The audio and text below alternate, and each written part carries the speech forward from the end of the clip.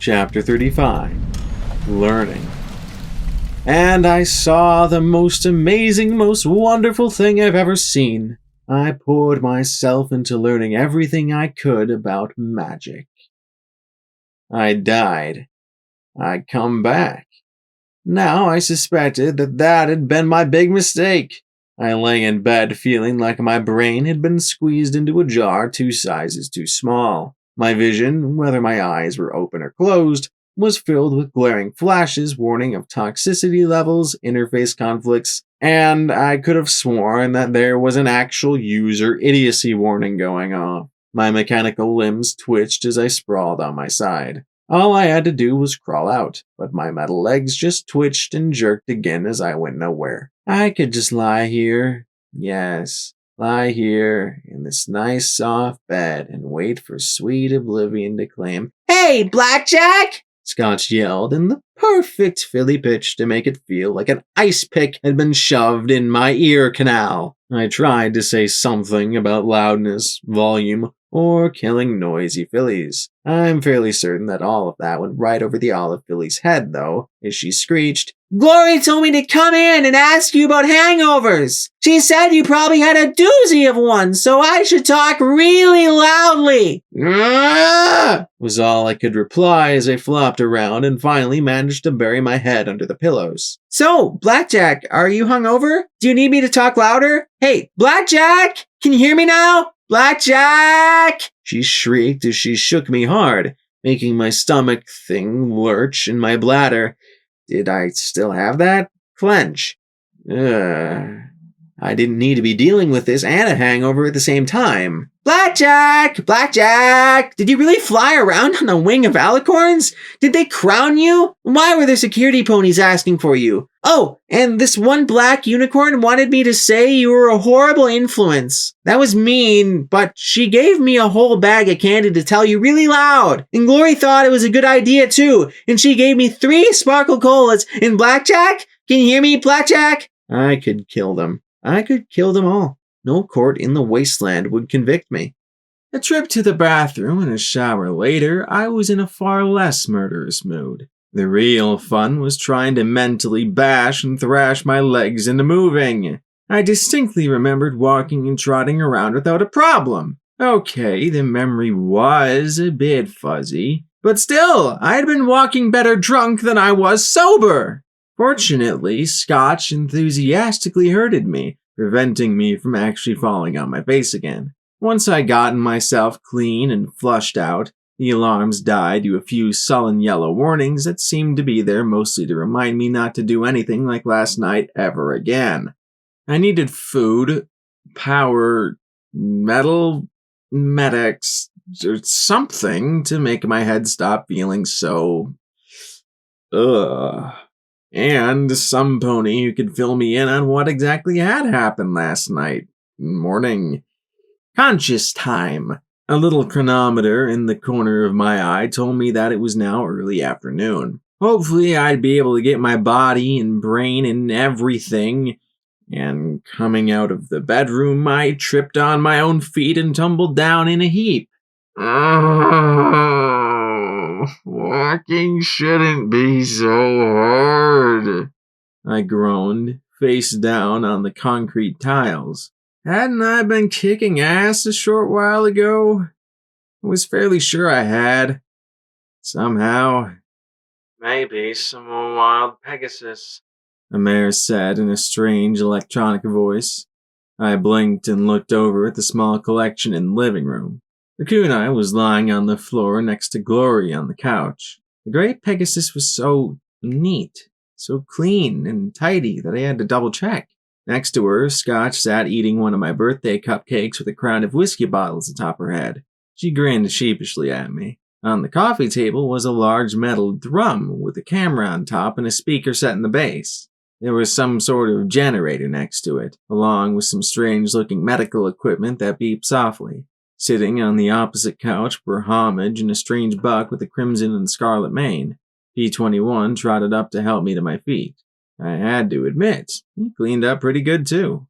I think she's had enough wild pee for one lifetime. Glory said with a somewhat stern smile that told me I was in a bit of trouble. Not that I blamed her, given the condition I'd been in last night. Did you really drink all 6 bottles in 4 hours? I'm pretty sure that would have killed any pony else, the odd buck said.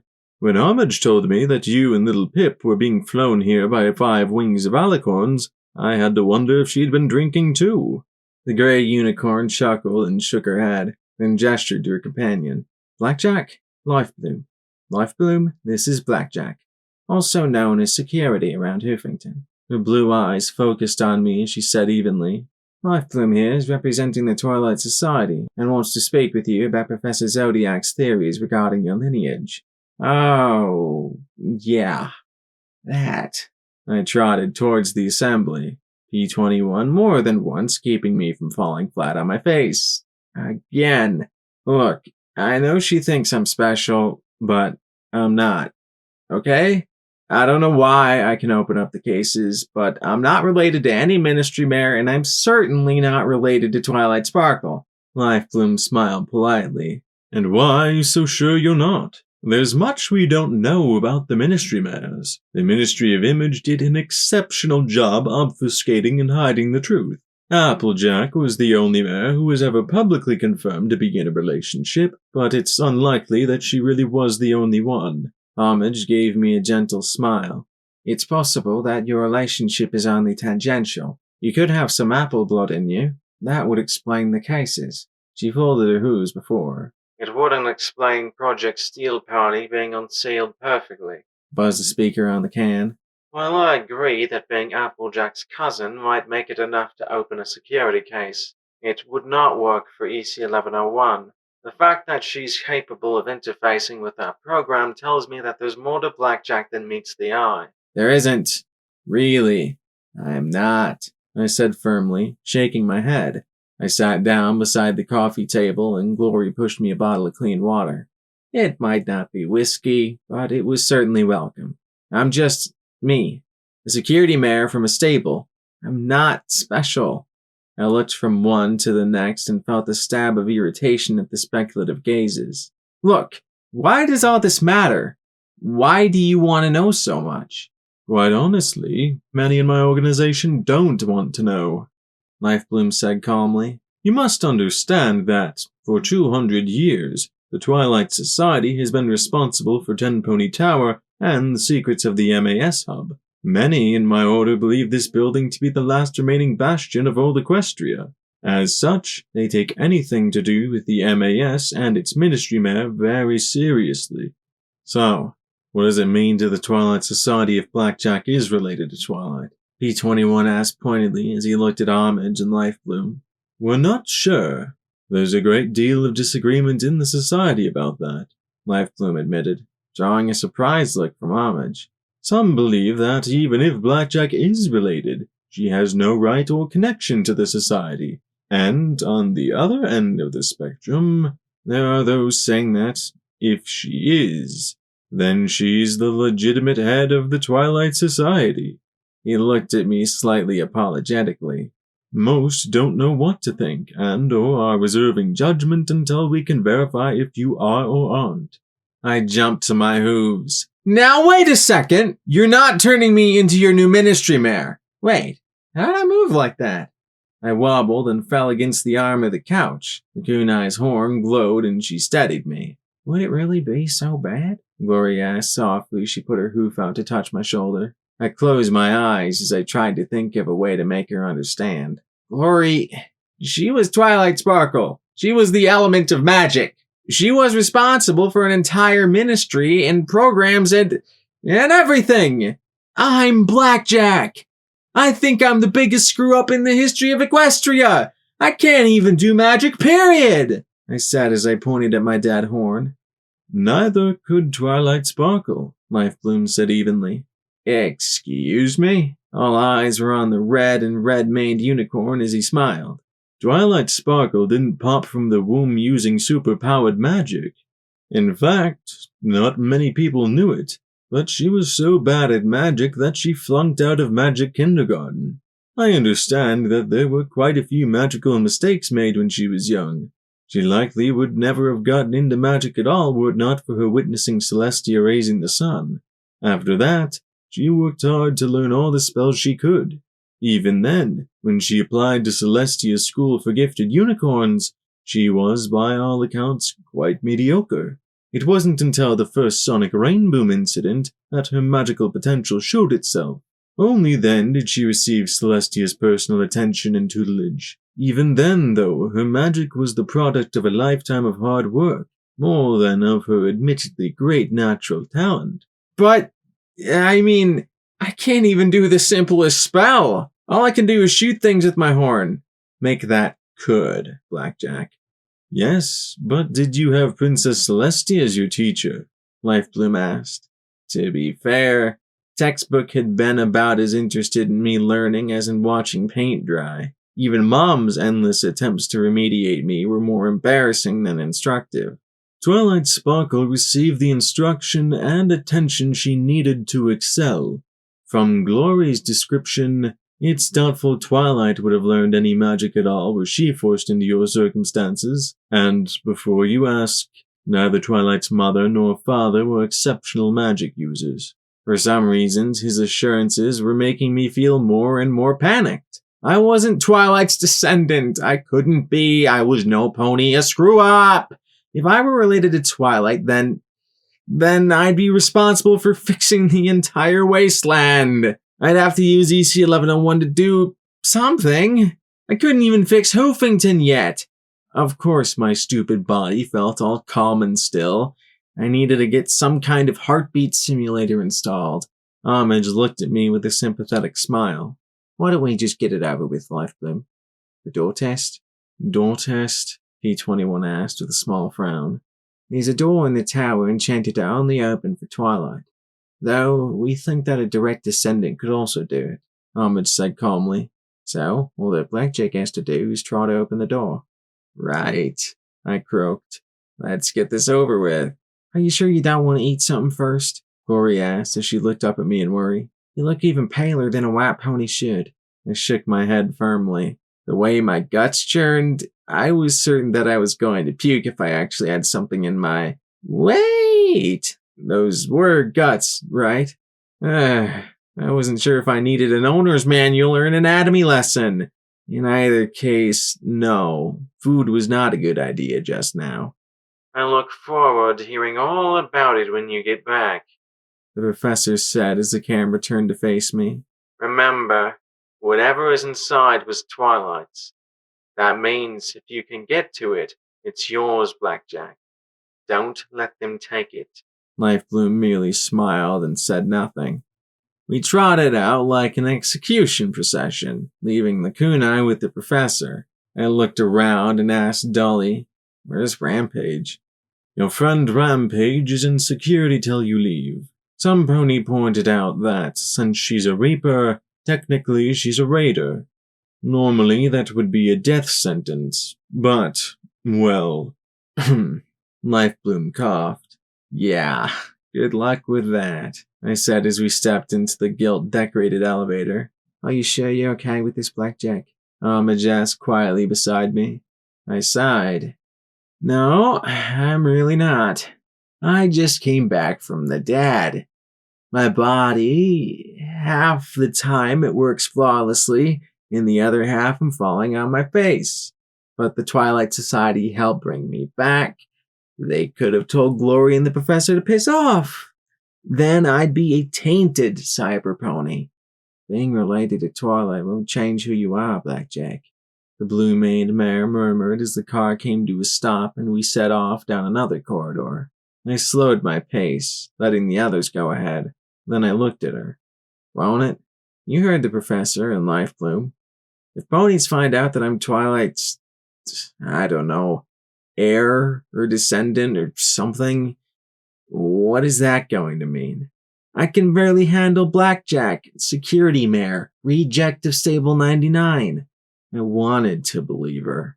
I wanted to think that, if I opened that door, things would still be fine. Hey, maybe it would make things easier. Except that my life was never easier. You're not a reject or a failure, Blackjack. I've seen what you've done. Really? Did you see Fallen Arch? Did you see Clover's head explode? Or Glory's wing fall off? Did you kill only goddesses know how many rangers to sink a ship? Did you see that? I asked sharply, my irritation from the morning returning, which made me kick myself even harder. She was trying to help me, and I sighed, lowering my eyes. I know you told me I did good things, but it all feels like a lie. It feels wrong, like I'm winning some sort of prize I didn't earn. The others had realized I'd stopped and were starting to look back. I really don't want to do this, but I have to. Let's get it over with. I wanted a drink. A whole bunch of drinks right now. Every pony was gathering before two large doors. They were of sturdy light wood and beset with amethysts. I felt nausea welling up from an organ that didn't exist anymore.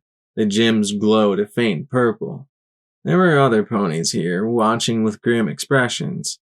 I didn't want introductions, I just wanted this over with. I looked at the door handles and sighed. So, any pony laying odds? I asked, swallowing hard. It's going to be alright. Please get on with it, drawled one buck, clearly not anticipating anything important happening. I wanted to capture his complete skepticism, but my mind kept going back to that horrible room with that sobbing mare and the surrogacy spell.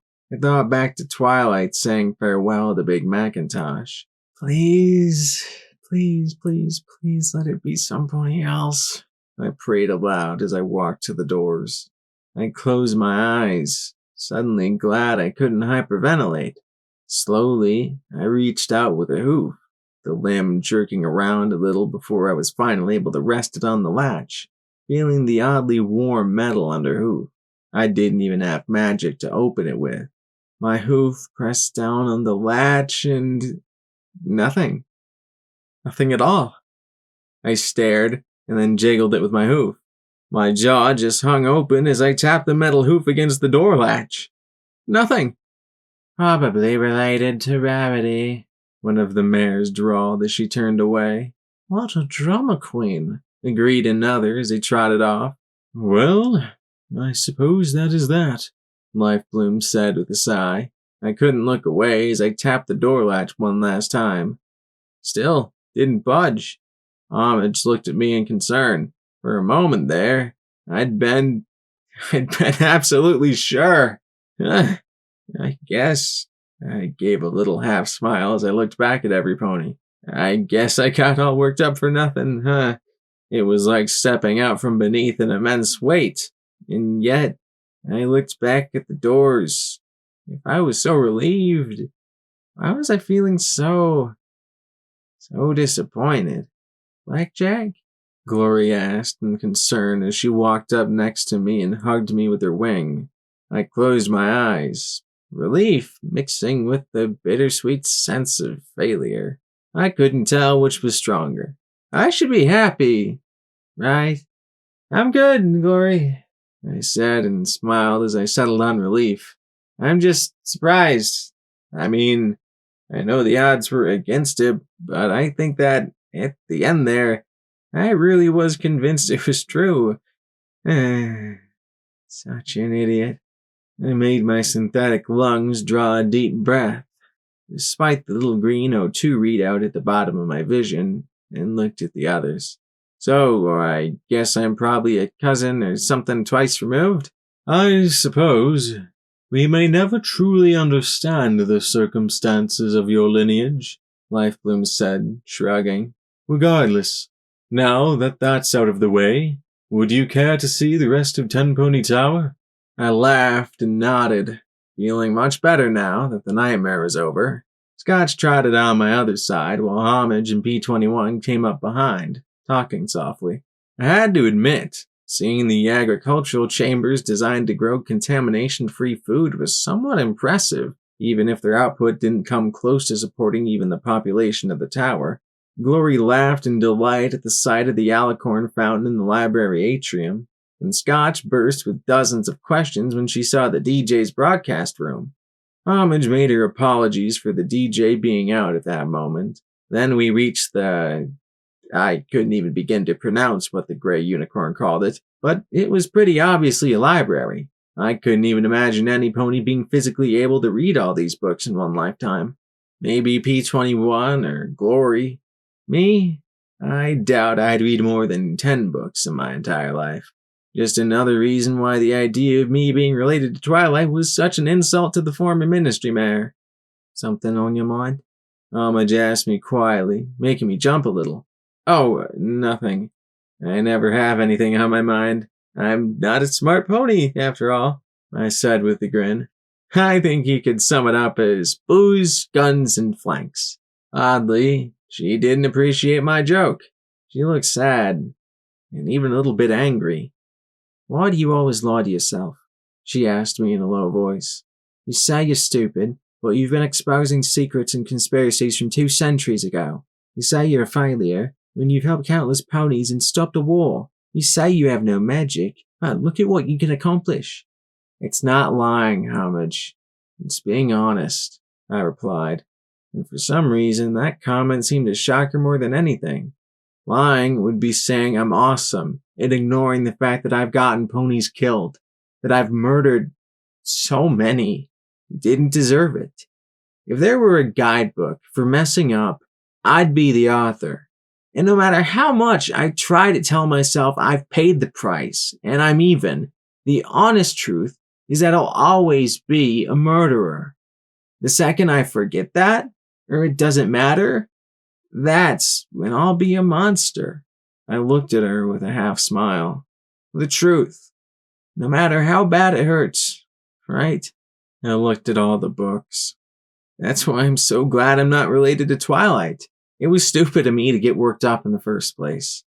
There's no way some pony like her could be related to a pony as messed up as me. It's not like she would be your mother, Blackjack. There would be something like 10 generations between you and her, Homage said quietly. I turned away. She didn't understand, but the gray unicorn jumped back into my path. You know what I think? I think that the reason you're so glad Twilight's not a part of you is that it would disrupt this perfect little horrible picture you have of yourself. You're a good pony, Blackjack. You've helped so many. You helped little Pip. She's so boneheadedly determined to do everything on her own that it's a miracle for any pony to be able to tell her to hush up and accept aid. I blinked as I looked down at my hooves. She didn't understand, just like I didn't understand what P21 had been through. I didn't know what to say. And finally, she sighed and then hugged me tightly with her hooves. Someday, you will know the truth. Someday, you'll know what it's like to live without hating yourself. It was a nice sentiment, but she didn't understand. Some ponies deserve to be hated. Like Golden Blood. Like Sanguine. Like Deus. Like me. She sighed as she let me go, then narrowed her eyes at me. Now, what's this I heard about you kissing my mare friend? I blinked. You mean you and little Pip are... Wait, that actually happened? I jumped back. She was, she was looking and I was, and I waved my hooves before me. I'd never, and I know, she's cute and all, but, Homage arched a brow coolly, then smiled.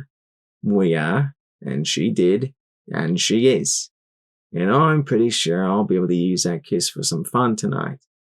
Then she looked over at Glory as she trotted towards us. I'm just wondering if she knows about you kissing on my little Pip. Glory's purple eyes suddenly turned cold as she looked at me. Oh, shit. I struggled as the pair of mares just stared at me. Then Glory looked at Homage. There's only one thing to do, isn't there? Homage nodded gravely. There is. This was it. I was going to die.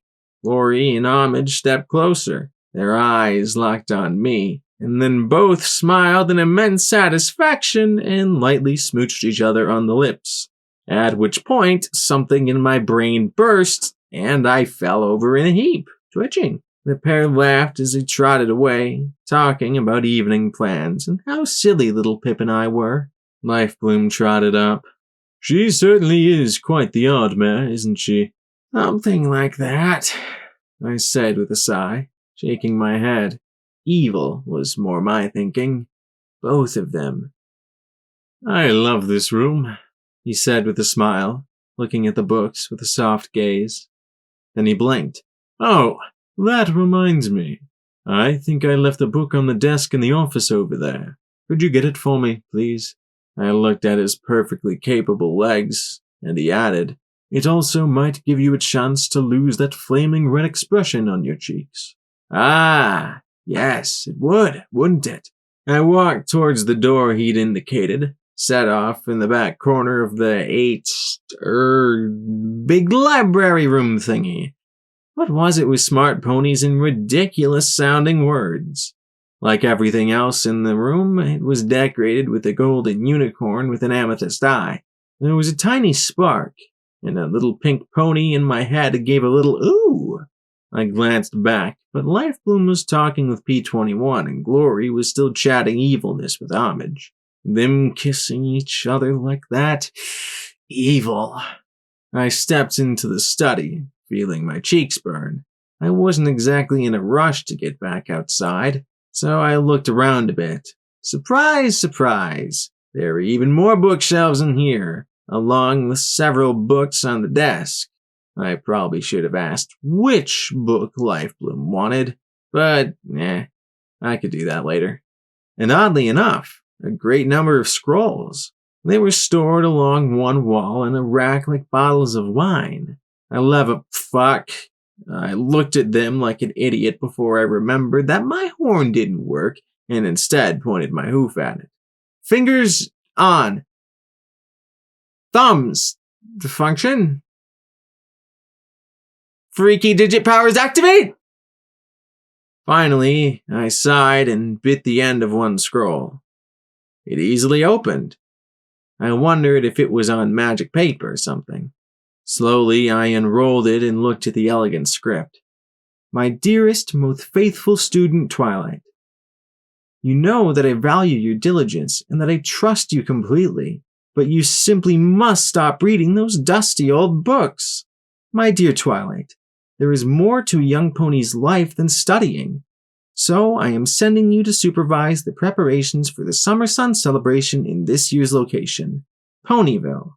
And I have an even more essential task for you to complete. Make some friends. Your devoted teacher, Princess Celestia. I stared at the letter in astonishment, then flushed and wiped away the slobber I'd gotten all over the end of the scroll. I was a little relieved to see that none of it seemed to stick to the surface. Magic paper, indeed. This was a royal letter, and a historical document. I carefully rolled it back up with my hooves and returned it to its cubby, selecting another scroll. This time my fingers folded out to nudge it into my hooves. My dearest, most faithful student, Twilight, I know that there are no words I can adequately express for the loss of your friend, Big Macintosh. I realize that, in times such as this, words cannot convey any cure for the pain we feel when one of our own dies. I'm sorry that he died to protect me from that assassin's bullet, and curse myself that there is no way to undo what has happened. All ponies pass, and I know that one day you will be reunited with him. I am here at the school if you should ever need me. Your devoted teacher, Princess Celestia. I sighed, rolling the scroll and returning it to the rest. I couldn't discern any order or other method of filing. Twilight had probably had each one memorized. I pulled out one more. The dark silver ink and the look of the writing had a slightly cold tone.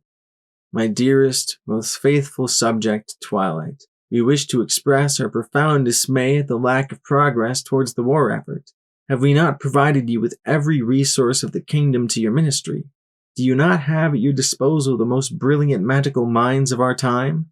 Yet when we ask what is being done to counter the development of zebra balefire weaponry, we do not hear of our own weapons being devised, but instead talks of ethics and discussions about if it is right to weaponize megaspells.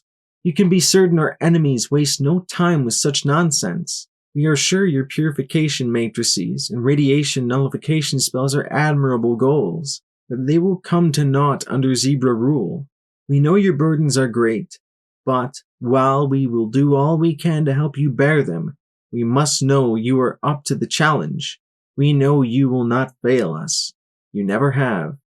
Your benevolent monarch, Princess Luna. Wow. The contrast was night and day. Not at all what I'd expected from Princess Luna, but then, why had I expected differently?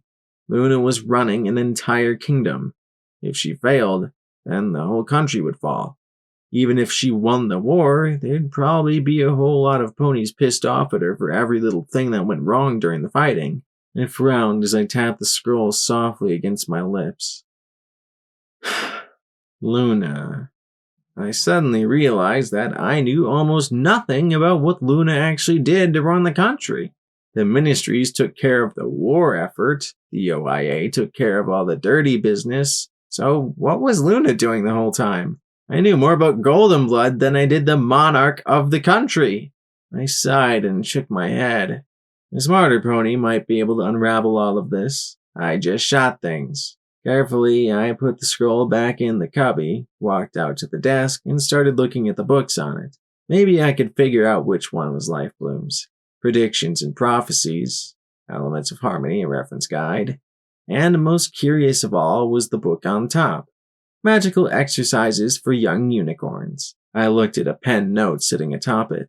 Dear Marigold, I'm sorry you've been having problems with tarot. While most unicorn fillies her age have started using their magic, it's not uncommon for there to be delays. I used to think that my horn was completely useless. Tell her not to be frustrated. This book should provide her with some exercises to get her horn working, as well as a few useful and interesting spells and notes she might find helpful. Your cousin, Twilight Sparkle.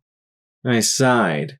I need you to get a book, Life Bloom had said. Very sneaky. Giving me a book on rebuilding my magic rather than letting me kick myself for being a failure.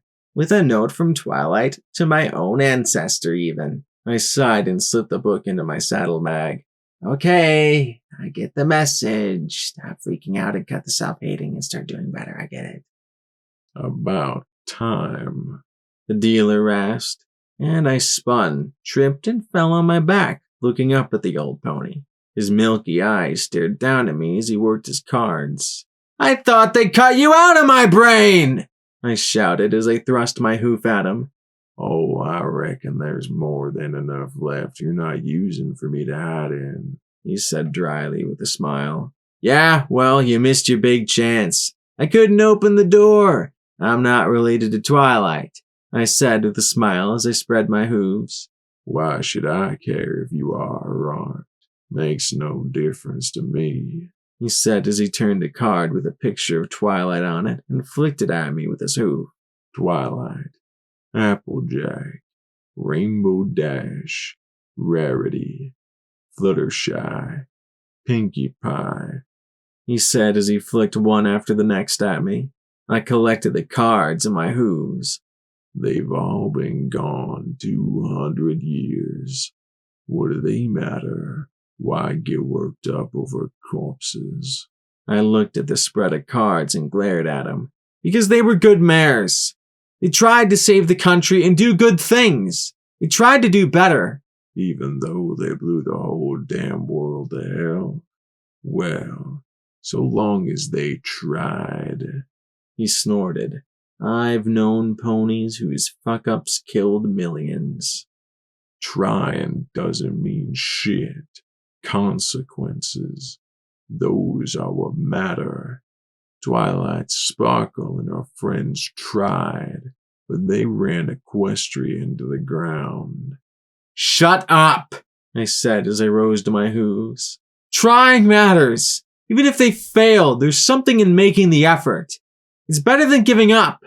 The 6 cards returned to his hooves. Pinkie Pie tried to make every pony happy through drugs and eliminating bad memories. Fluttershy modified memories to change other ponies' very selves in the name of taking away pain and suffering. Rainbow Dash killed only goddesses know how many. Applejack made the weapons of war that killed millions, including her own brother. Rarity spun lies into truth and made deception into a whole new art form. And Twilight pursued one magic trick after the next, hoping to find one that would work, a foolproof plan to win. I flinched as he flicked the cards with his hoof again.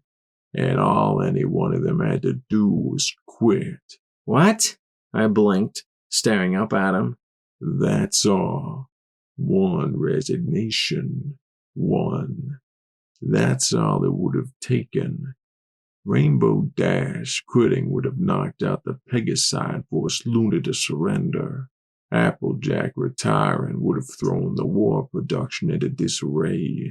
The heads of the companies under her fighting tooth and hoof for a position. Fluttershy's resignation would be joined by hundreds of doctors, nurses, and medical staff. And any of those 6 quitting would have led to the resignation of the other 5. He gave a dismissive snort. With the ministry mayors gone, the whole government would have folded like a deck of cards. But Equestria would have lost the war, I protested. So what? He asked softly, but with a tone of such utter contempt that it made me pause. He gestured out the window. Are you saying that this is better? The Zebras had lost so many people that they were forced to use robots, tanks, and missiles because they couldn't continue the traditional ways of fighting. A victory for them would have meant returning home and the abdication of Luna from the throne. All it would take was one of those 6.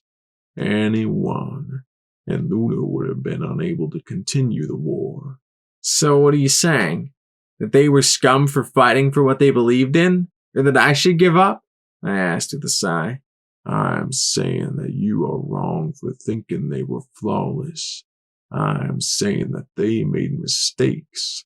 They did what they did for all the wrong reasons. He looked around at the office and sighed.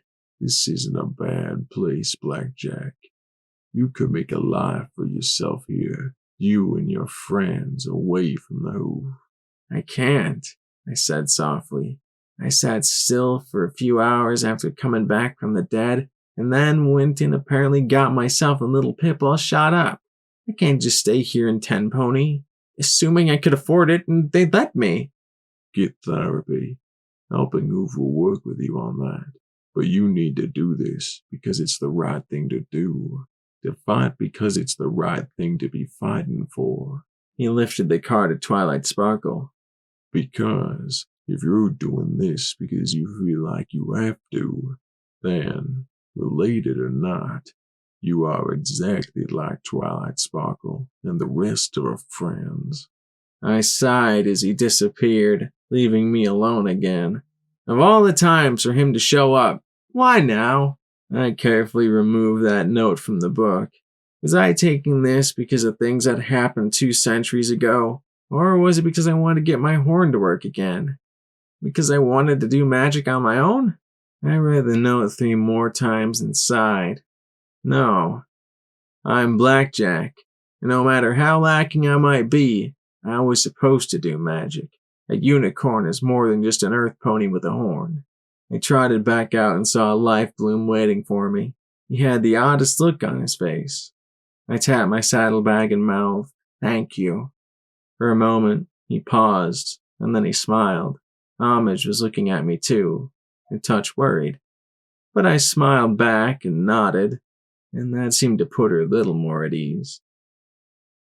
The rest of the afternoon was spent in an unsettlingly relaxed manner. My friends and I got to enjoy the many splendors of Ten Pony Tower. I had to admit, I'd never been anywhere quite so clean before that wasn't actually some sort of death trap or house of horrors. The sight of ponies trotting around, talking, and trading was soothing. Whether here or in flank, trade saved the wasteland. Since Helping Hoof refused to accept most of the chems provided by Caprice, I sold them to a vendor for a decent amount of caps. That allowed Glory and I to enjoy a perfectly nice, ridiculously overpriced meal in one of Ten Pony's restaurants. I personally found it more than a little bland, but then, so was everything else. My sense of taste was a little off. I wondered if that had something to do with the whole eating metal thing. I bit down on the head of a fork and squeezed my jaws closed. There was that faint tingle, and the metal softened enough for me to chew it. Nope. Not much difference at all. The waiter took one look at me holding half an eating utensil between my hooves, and his eyelid twitched. What? It came with the meal! There was a sizable crowd eating at the moment. I wasn't very used to that, either. Heck, even back in '99, most of my meals were during curfew. Glory was ruminating on a cafe very much like this back in Thunderhead, but something at the next table over caught my ear.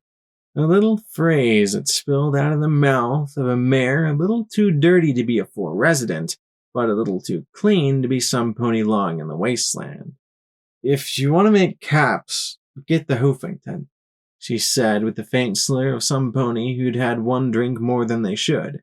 Quicken it out and you'll solve all your monetary problems.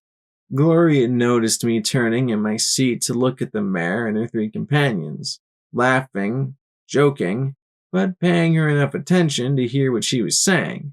Blackjack? Glory asked in concern, but I stared at the mare with her greenish-yellow hide and her wide smile, and a pink pony hissed in my ear, She's a bad pony. Just want to say hello, I said absently as I rose from my seat and trotted towards the mare and her friends. They were all tower ponies, well-dressed and more or less clean, but there was just something off about the yellow-green mare. It shouldn't be that hard to set up an expedition, mused one of them aloud. A sizable caravan, 20 ponies, 10 brahmin at least. Soon as this beastly siege lifts. Better to make it 30. The hoof isn't exactly an easy place at times, but once you found a spot, you'll... The prospector mare suddenly blinked up at me, and smiled a little too easily. Oh, hello. You interested in making a fortune out east? I grinned as Glory trotted up beside me, frowning in worry. Yeah, you can say that. You just come from there? Surely did, she said with a wide grin. Came back with trunks loaded with mint-condition guns, ammo, caps, and a couple crates of food. Felt bad leaving a bunch behind, but I just didn't have any more Brahmin. She laughed and the other three joined her. Well, you could have just gotten some more from the finders in Megamart. The priest is always happy to help for a good price, I said, and immediately drew the curiosity of the three. The prospector's smile turned a touch sickly. Well, if you've been there yourself, then you'd know. It's sometimes hard dealing with her. No doubt, but heck, I've had the roughest time with the finders. You ever get over to Flank up in the north? I asked, feeling something tightening inside me. I had a target on her face and felt my legs humming faintly. No. I was more westish. She rose to her hooves. If you gentlemen would excuse me. So, by Scrapyard? I asked with a grin as I jumped into her path. Great place for salvage. One of my favorites. Yeah, sure, she blurted as she tried to dart around me. Now get the fuck out of my... I might not have had a gun or weapon on me, but I certainly knew how to take down a mare. I grabbed a mouthful of the earth pony's greasy mane and jerked hard, pulling back and making her rear up as she yelled in response. I hooked my leg around her waist and jerked, slamming her back to the table and sending the fancy meals dancing. Quick, call security! I'm right here! I shouted as I glared down into her fearful, piss-yellow eyes. You're lying about coming from Hoofington. I know you are. What I want to know is why are you lying? Get off me! Get off me! She yelled as she struggled. I unfolded my fingers and closed them on her windpipe. That place is a death trap. Any pony that's been there knows it. I looked at one of the three. Did she mention anything about enervation fields sucking the life from you? I looked at another. How about a plague that turns you into a cannibal? Or the wars and fighting? I looked down at her. They were ponies coming who were not in a good mood. I grabbed her in my synthetic hooves and slammed her against the table. So I want to know why. She coughed and gasped. They paid us, she yelled, and I released her enough to breathe properly. They paid us caps, more gear than I could imagine.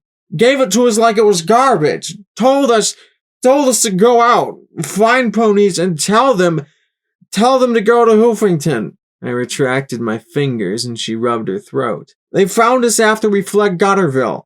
Said we could keep everything. Just had to say we came from Hoofington. We? There were others? I asked as 10 pony security arrived. She coughed as I moved off her. She didn't look well at the moment as she stared at me. They sent us out. Friendship City, New Appaloosa. Here. Told us to tell folks Hoofington was rich and safe and she jerked sharply, whimpering and holding her gut. Said to tell every pony Hoofington rises. They? Who are they? I asked, but she clenched her eyes shut, shaking in pain as she curled up even more. Birds. She whimpered as she rolled off the table and suddenly screamed.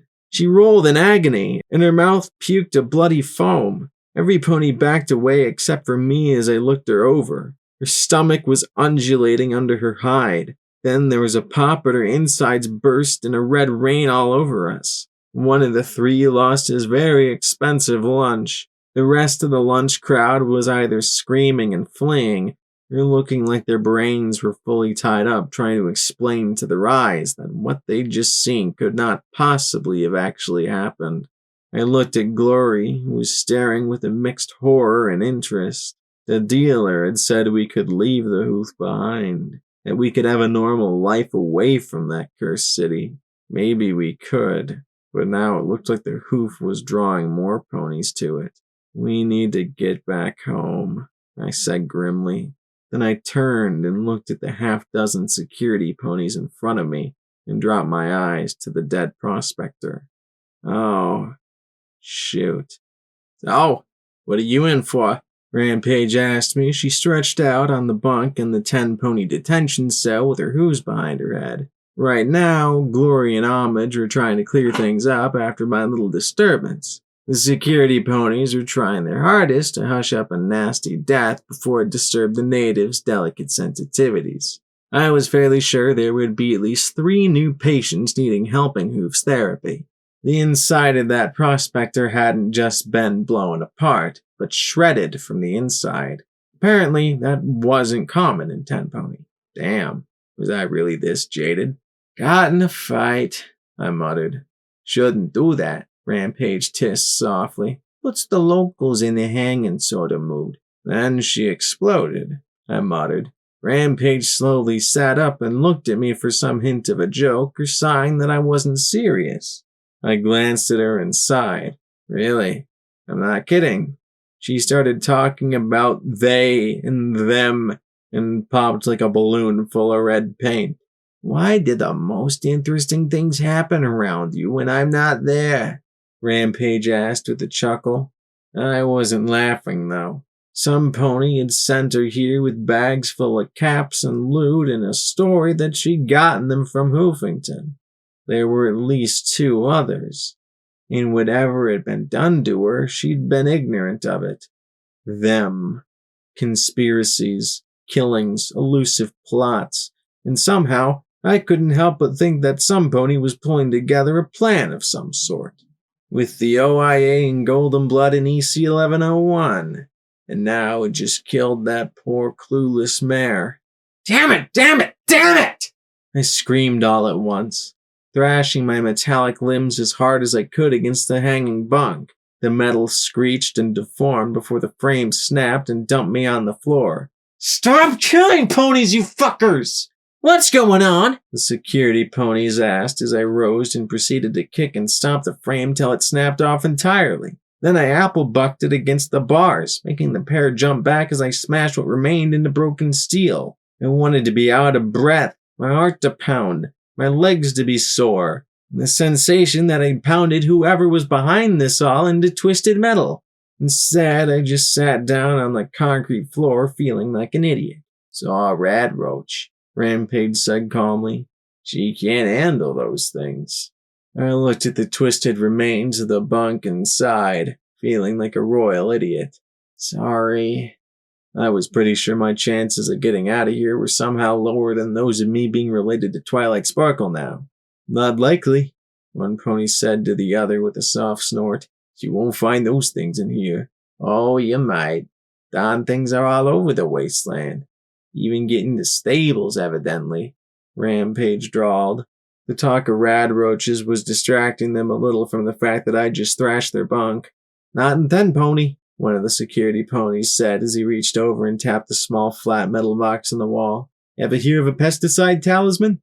I looked at his hoof in the flat box. Slowly, I crawled to the bars and stared across at the flat little casing. It was simple, nondescript, something that had been there 200 years or more. Just one little piece of equipment like thousands of others bolted to subway walls or in the backs of crumbling houses. I'd probably passed thousands of pieces just like it. The one thing that drew my attentions more than anything, though, was the faded name on the case. Roseluck Pest Solutions. Open it, I said as I stared at the little box. I looked up at the guards, who were not unjustly looking at me like I'd lost my mind. Please open it. The security guards looked extremely skeptical, and I knelt with my hooves clasped before me. Please, I promise I'll behave myself and not make another peep. Just please open it. It's locked, one muttered, tapping the little case. I doubt any pony knows where the key is. Call my friend P21. Great with locks. Blue Earth pony. Probably somewhere scowling. You can't miss him. I hated this sense of stillness inside me, and I thought the striped one was a nutcase. The guard sighed before he scowled and said to one of the others, Please see if you can find this friend of hers. Then the tan buck looked at me. And you. Behave. Turn off your eye beam things. Huh? I looked at my hoof and saw the red pinprick light dancing on it. Whoa, that's new. The security ponies moved to a healthy distance, talking quietly to each other. I looked at the cot mattress wrapped in twisted metal and glanced hopefully to where Rampage was stretched out. She arched her brow. Hey, don't even think about it. I'm not dumb enough to wreck my own bunk. I sighed. My butt didn't have enough metal in it for me to ignore how hard the concrete floor was. After 1 hour, 22 minutes, and 13 seconds, and I had to find a way to turn that off or I was going to go nuts, P21 came in, escorted by the tan security buck. He looked at the crumpled metal and scowled at Rampage. She sat up and pointed at me. Hey, she was the one who felt a sudden need to redecorate, not me. I pointed with my hoof at the box. Please, open that. Blackjack, you're acting crazy, he said in a tired voice. I just had a pony explode in front of me, okay? Just open that box. Then I'll be a nice and quiet mare. Really. I stared at it as he looked at the tan buck for permission. He gestured with a hoof for P21 to get on with it. He produced his tools from his saddlebags and in 3 seconds popped open the dull metal case. Huh, that's weird. Where's the gem? The tan security pony asked in surprise, and as P21 backed away, I felt my mane stand straight up along my spine. There, sitting quietly in its unsmashed case, was a silver ring about the size of my hoof, just like in the back room of Silver Star Sporting Supplies, and just like the ring that had been tossed at Lacuni during the battle. The innervation rings weren't just in Hoofington. Suddenly, I had the feeling they were in a whole lot more places than just Hoofington. It can't be generating innervation, Helping Hoof said as he stared at the silver ring on his desk. Innervation is a phenomenon found only in Hoofington. Lifebloom had arranged our release, and now my friends and I had gathered in the office. And I'm telling you that the ring in the sporting goods store was just like this, I insisted. Lifebloom had taken my concerns seriously, though he looked just as confused as Helping Hoof. And during the battle, some pony had rigged one of these with a spark battery. Due to her prior experience, Lacuni was staying with Rover. I could only imagine what they were spending their time doing. Well, I'm not sure what this ring does. It's not killing us, P21 said. Lifebloom rummaged in Helping Hoof's cupboards, came back with a battery and 2 wires, and carefully attached them to the ring. Again, nothing. Now every pony was looking at me like I was a madmare. Blackjack, it's just a coincidence, Glory said softly as she nuzzled me. You didn't see the ring, Glory. It was exactly like this. Same shape and size, I said with a huff, feeling let down. You've been through a lot, Blackjack, P21 said, trying to comfort me. He was really lousy at it. You're welcome to stay another week, Lifebloom said, then paused and amended. You will be welcome after I tell every pony that what happened in the cafe wasn't your fault. I scowled as I stepped away and walked over to the gurney the dead mare lay upon. He gave a sigh of frustration. Clearly, me relaxing and calming down was in the script. What about her? I asked as I pointed with a hoof at the dead mare. There was a look passed between every pony, and finally, with a reluctant sigh, Helping Hoof trotted to the gurney. Rusty, we confirmed she was in Gutterville before it was destroyed, Helping Hoof said. I was glad he didn't show the body. Whatever happened to her, it was like a grenade went off inside her. But her major internal organs were all destroyed. It was as if she was torn apart from within before detonation. The 10-pony bucks looked spooked, and I shared a look with my friends. This wasn't even a bad day in the hoof. Still, there was no missing the concerned looks being traded. Blackjack was now half synthetic. Blackjack had spent 3 days brain dead. Blackjack was attacking strange mares who exploded. These were not signs that Blackjack was okay. I closed my eyes, took a deep breath, and paused briefly to mentally thank whoever left me the ability to do that.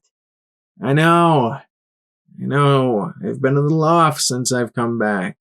I mean the whole drinking thing, and then the test and the fight. But there's something bad going on in Hoofington, and I can't shake the feeling that it's other places too. So we have to get back. I can't spend a week just recovering here.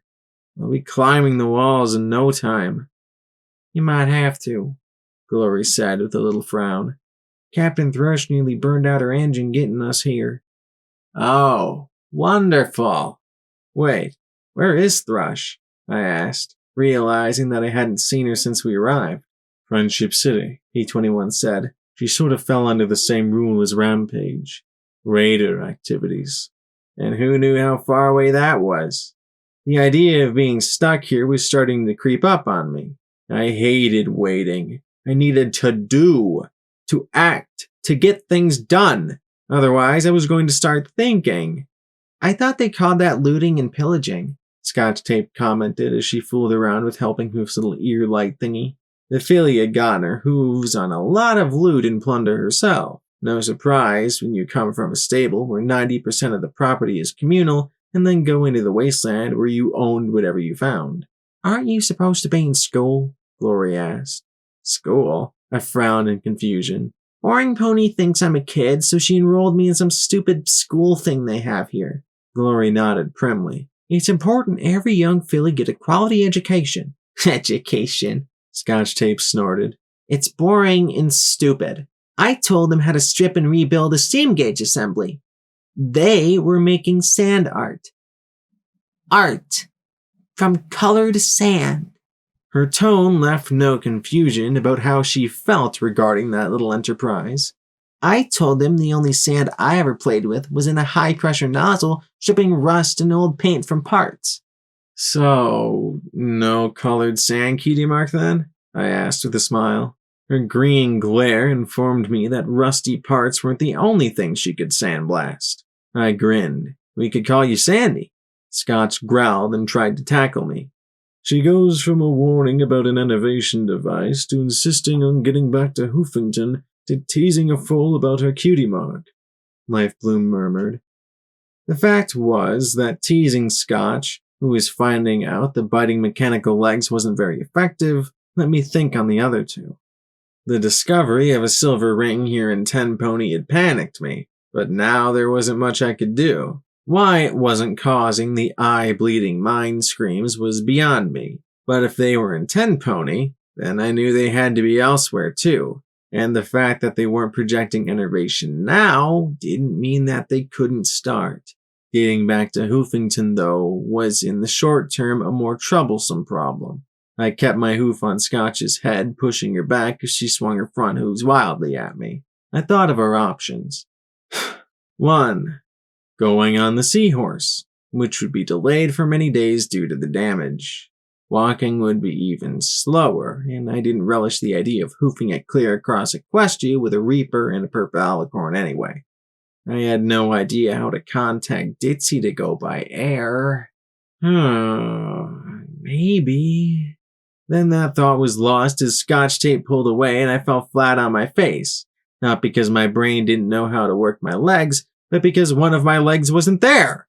The filly was trotting away with my right foreleg in her mouth. How the heck had she taken the thing off? I scrambled back up on my 3 remaining limbs. You bring that back! I yelled as I staggered after her. Come and get it, Queen Stubby! It may be possible, the kunai informed me after I was whole once more. I tried to see how she'd taken it off with just a little wrench. The idea that my foreleg was attached by 3 pins and half a dozen nuts and some cables was more than a little concerning. We are outside Hoofington's innovation field. We can bring more resources to bear. And in return, you will go to Hippocratic Research and get Chimera for us. I didn't know if it was being outside the city that gave her the goddess talk, or if the hive mind was once more connected to her. Yeah, I won't trade EC1101 for it, but I think it's time I took that project out of Sanguine's hooves, I said, popping a ruby into my mouth. As soon as I closed my jaws, there was a tingle and the sweet, slightly spicy flavor trickled down my throat as it was liquefied. I washed it down with a sparkle cola. Rubies are spicy, emeralds tasted like spearmint, sapphires like peppermint, amethysts were fruity, citrines tangy. Aside from your local dragon, who knew? Oh, and rocks tasted like mud. Thank you, the kunai said quietly. I looked at her and thought about what little Pip had said about mind-reading monsters. Can I ask you something? What's it actually like to read a mind?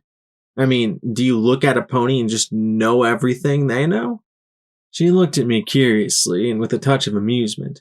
Oh no, it is like staring into a pool of water.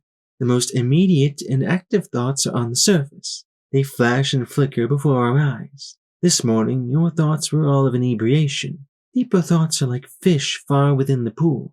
We may see them, but we do not immediately truly understand their meaning. It takes a great deal of time and effort to extract a memory and understanding. Like she'd done when I was asleep weeks back. I shivered a little. Sorry, but that's just creepy, Lakunai. The purple alicorn smiled sadly. We are quite used to that sentiment, Blackjack. It is because of that there are so few capable and willing to help us freely. I sat sucking on a ruby for a while. Is this coming from the goddess or the kunai? Yes, she replied with a small smile. We wish only what is best for Equestria. We understand that few others can accept this. Equestria is as it is, and it is foolish to deny it. Talk and dreams of fixing and restoring Equestria to what it was before the war are a waste of time.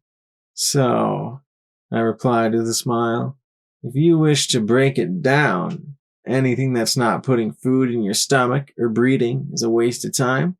Reading books, doing magic, fixing things. If we only did things that mattered to our survival, it would be a really boring world. I reached out with my fingers, grabbed an opal, and tossed it in my mouth. Milky. Let me ask you this. Say the world were fixed. Could you, all of you, exist in it? Of course we can. We can adapt to any environmental condition, the purple alicorn said primly. But we thrive in a world that is rich in ambient arcane magic. AKA the radiation that killed any pony not a ghoul or alicorn. So, you're saying that even with wings and a horn, in the intellect and souls of who knows how many ponies, you still have to have the deck stacked in your favor? Ponies who join in unity will survive forever in us, she insisted. Personally, I was a little skeptical of forever. No doubt, but why not coexist? There was a long pause at that. Have you heard of something called Gardens of Equestria? She asked politely. I felt the cold frisson run down my spine and prayed that my mane wasn't standing on end. I looked Lacunae and the goddess in the eye and hoped she wasn't reading my mind right now as I lied through my teeth. Gardens of what? Like Chimera, it was one of the OIA's secret projects. Somehow, Golden Blood stole staggering amounts of materials, equipment, and arcane supplies for an unknown and unapproved project. Several subplots were carried out right under Twilight's nose, some in this very tower, under the pretext of purifying magical waste or nullifying magical radiation. She had no memory of approving their development. When it was discovered, Luna was furious beyond compare. For Golden Blood to work on such a thing rather than pursue the war effort, well, she sentenced him to be executed for his crimes. She what? I stared at the alicorn in shock. Oh, yes. Apparently, it was designed to restore Equestria in the event of magical catastrophe. The mere implication of such a catastrophe was intolerable to Princess Luna. How dare her subjects suggest imminent destruction would claim the kingdom? More to the point, his unwillingness to see what Gardens did, where it was, how it worked. These were all a fundamental betrayal of the princess's trust. Lacunae sighed. Ironically, the very next day, the bombs fell. So, why would the goddess care about this Gardens thing? I asked as casually as I dared. We doubt it was ever completed or worked. Else, why hasn't it been used? But if it was capable of a tenth of what was predicted, then why would it have to revert the environment? Could it not be tasked with expanding and enriching the wasteland with more radiation? She asked it very matter-of-factly, but suddenly I realized why ponies dedicated themselves to fighting alicorns. You want to use this garden things to make everything worse? I asked in a horrified voice. From your current perspective, yes. I suddenly imagined radioactive fields as far as the eye could see. Surface ponies would be wiped out. Ghouls would thrive. But against immortal and permanently regenerating alicorns? How long before they were blown to pieces? Eventually, radioactive clouds would poison even the Enclave. Yeah, that would make coexistence pretty tough, I muttered softly. We are otherwise occupied with our defense and the biological problem. But someday we would seek out what became of the gardens. Well, great. Another apocalyptic threat. At least this one wasn't urgent, though. Maybe I could find another silver bullet and pay the goddess a visit. But what would that do to Lacunae? And did I still even have folly? Probably not. And should I use it if I did? But if no pony stopped the goddess... My brain was not meant for dilemmas like this. I stepped back and stared at her for a long moment. Something was different here. Who exactly was I talking to? You don't really talk to non-alicorns like this, do you? In truth, only one other. He was brilliant, but ultimately we could not risk his inclusion in Unity. He swore to aid us in solving our biological issue in return for our power. But I suspect he simply wishes our annihilation. She sighed. The rest of the wasteland is filled with cowardly, craven, cruel ponies who fear our potential or slavishly worship us for our power. They do not respect us. They cannot. And you ask why we cannot coexist with them when they are unable to accept us. I had to admit, I had never thought of it like that before. So, why me now? Especially after that stunt I pulled this morning. To my amazement, though, she smiled. I guess I really couldn't imagine the goddess as having fun. Then she looked out the window. You kept our secret. I blinked in surprise. About the silver ring. You could have told the others how horribly it hurt us, tearing our souls out through the connection. You could have informed the tower. They would have been far more interested had you shared that fact. Or told your friends. Or that diminutive little... She snorted sharply. But you didn't. No pony realizes just how terribly that hurt us. Save you. To be honest, it had slipped my mind.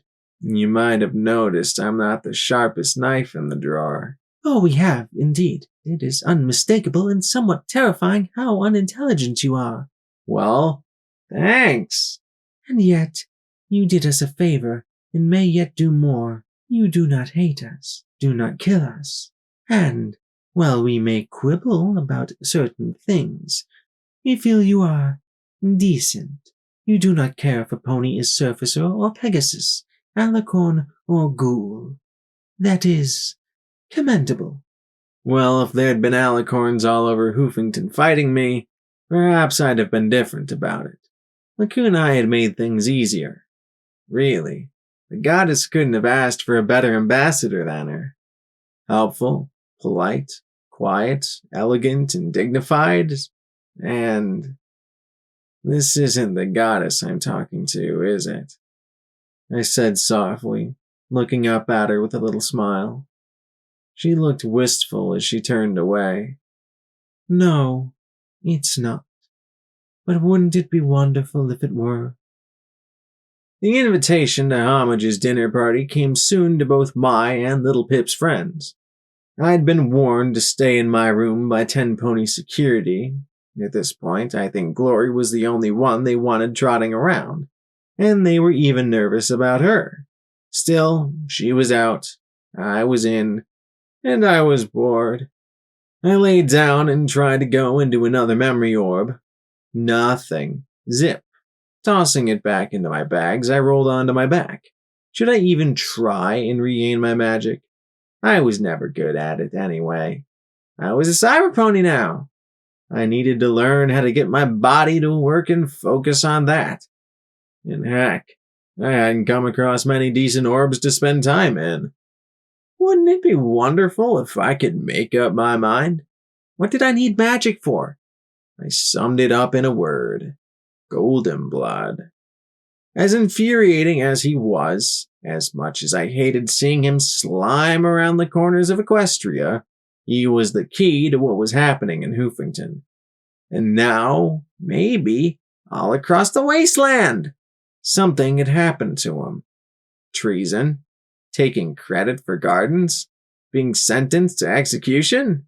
I just didn't understand it. If he was a monstrous shit, then fine. I could have dismissed it.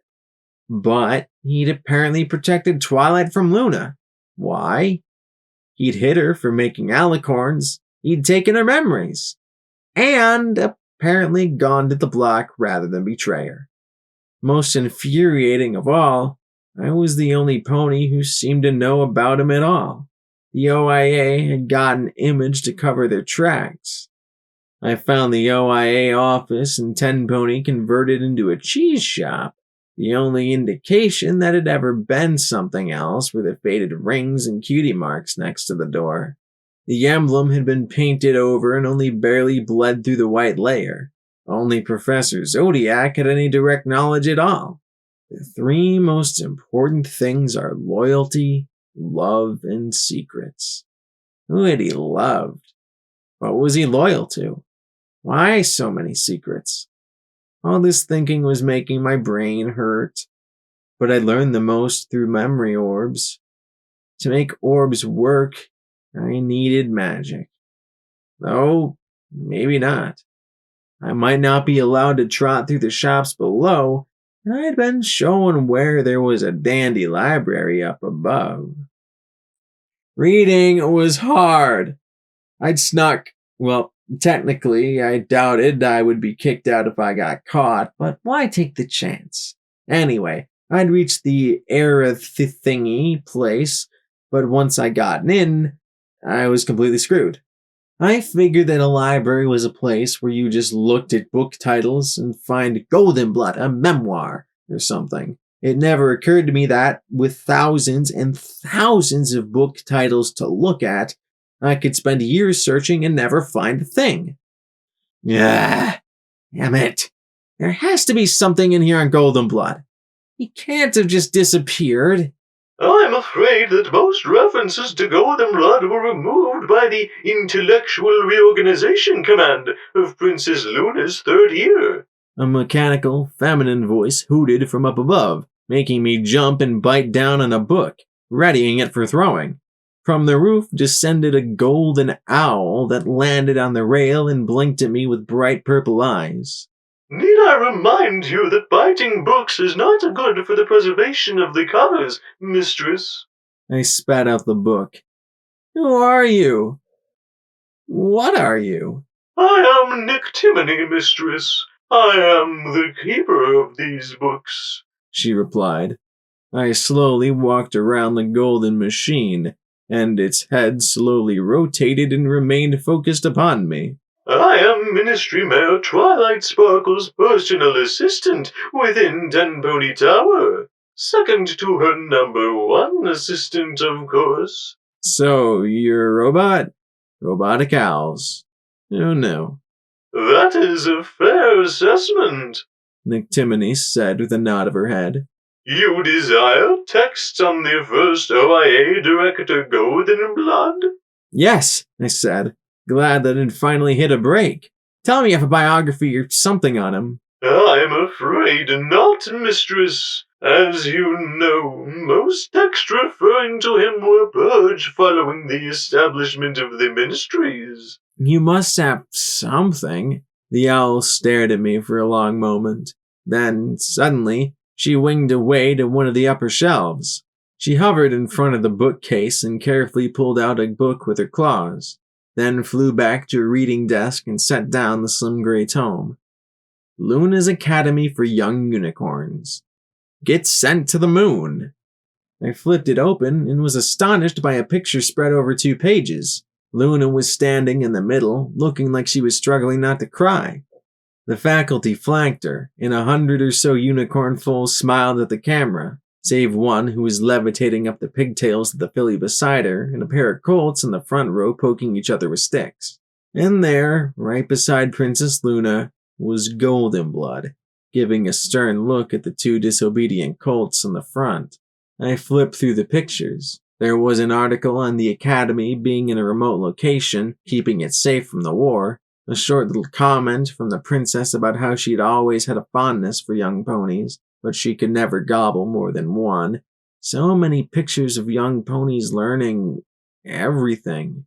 Unicorns learning magic, studying, meeting in clubs, and in the middle of it all was Luna. Luna smiling, Luna teaching, Luna looking happy and useful and loved.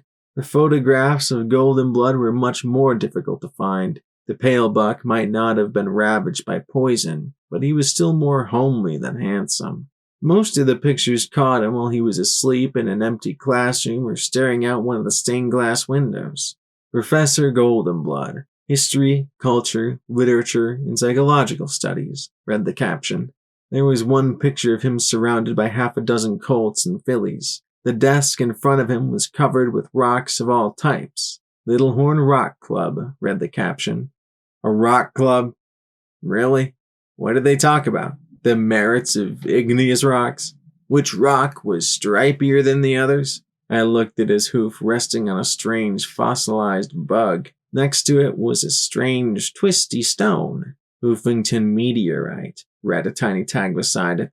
A unicorn filly and, most curiously, a Pegasus colt, both looking far too alike to be a coincidence, held up an enormous geode filled with gems. But more than that, Golden Blood looked happy.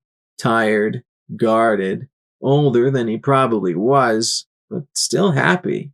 From the few other pictures, I gathered he'd been the strict teacher. I noticed a young black unicorn mare. A teacher's aide, it looked like, behind him, and stared for the longest time. She might not have been in a uniform, but there was no denying that that mare was none other than Psalm. I flipped through a second time, picking her out in the background. Again and again, She was almost more elusive than Goldenblood. There are pictures of him with the princess, the pair talking and laughing, a picture of him lecturing a filly with a masked cutie mark who was trying her hardest not to laugh as Luna made faces behind his back, a picture of the princess drawing a mustache on his face and black marker as he slept. "I need you," she'd said to him as he lay dying in the hospital. He'd been more than just Luna's political advisor. He was Princess Luna's friend. And then a dozen years later, she was ordering his execution. Loyalty, love, and secrets. Goldenblood might have been a bastard, but he hadn't always been that way. He'd been a teacher, brilliant, intelligent. From the look of the students around him, though, he'd been respected as well. Had it been Littlehorn that changed him? I looked up for a moment and noticed that 3 more books were on the table in front of me. Nictimony must have brought them down while I was looking through the first one. Setting Littlehorn aside for now, I pulled the book on the left over. I opened Dancing with Stripes to a number of grainy black and white pictures of a zebra metropolis with marble pillars and white temples. In front of one of the pictures was a unicorn mare in a frilly, fancy dress that was right up the overmare's mother's alley, standing beside a young colt wearing an explorer's cap. Even as a colt, he seemed a solemn and guarded kid. "Sundancer and Goldenblood," read the caption. My eyes moved to the text beside it. "From our many adventures in Rome and other zebra lands, we have found this a strange and enchanting place. For many ponies, zebras are hut-dwelling primitives, practicing strange shamanistic magic.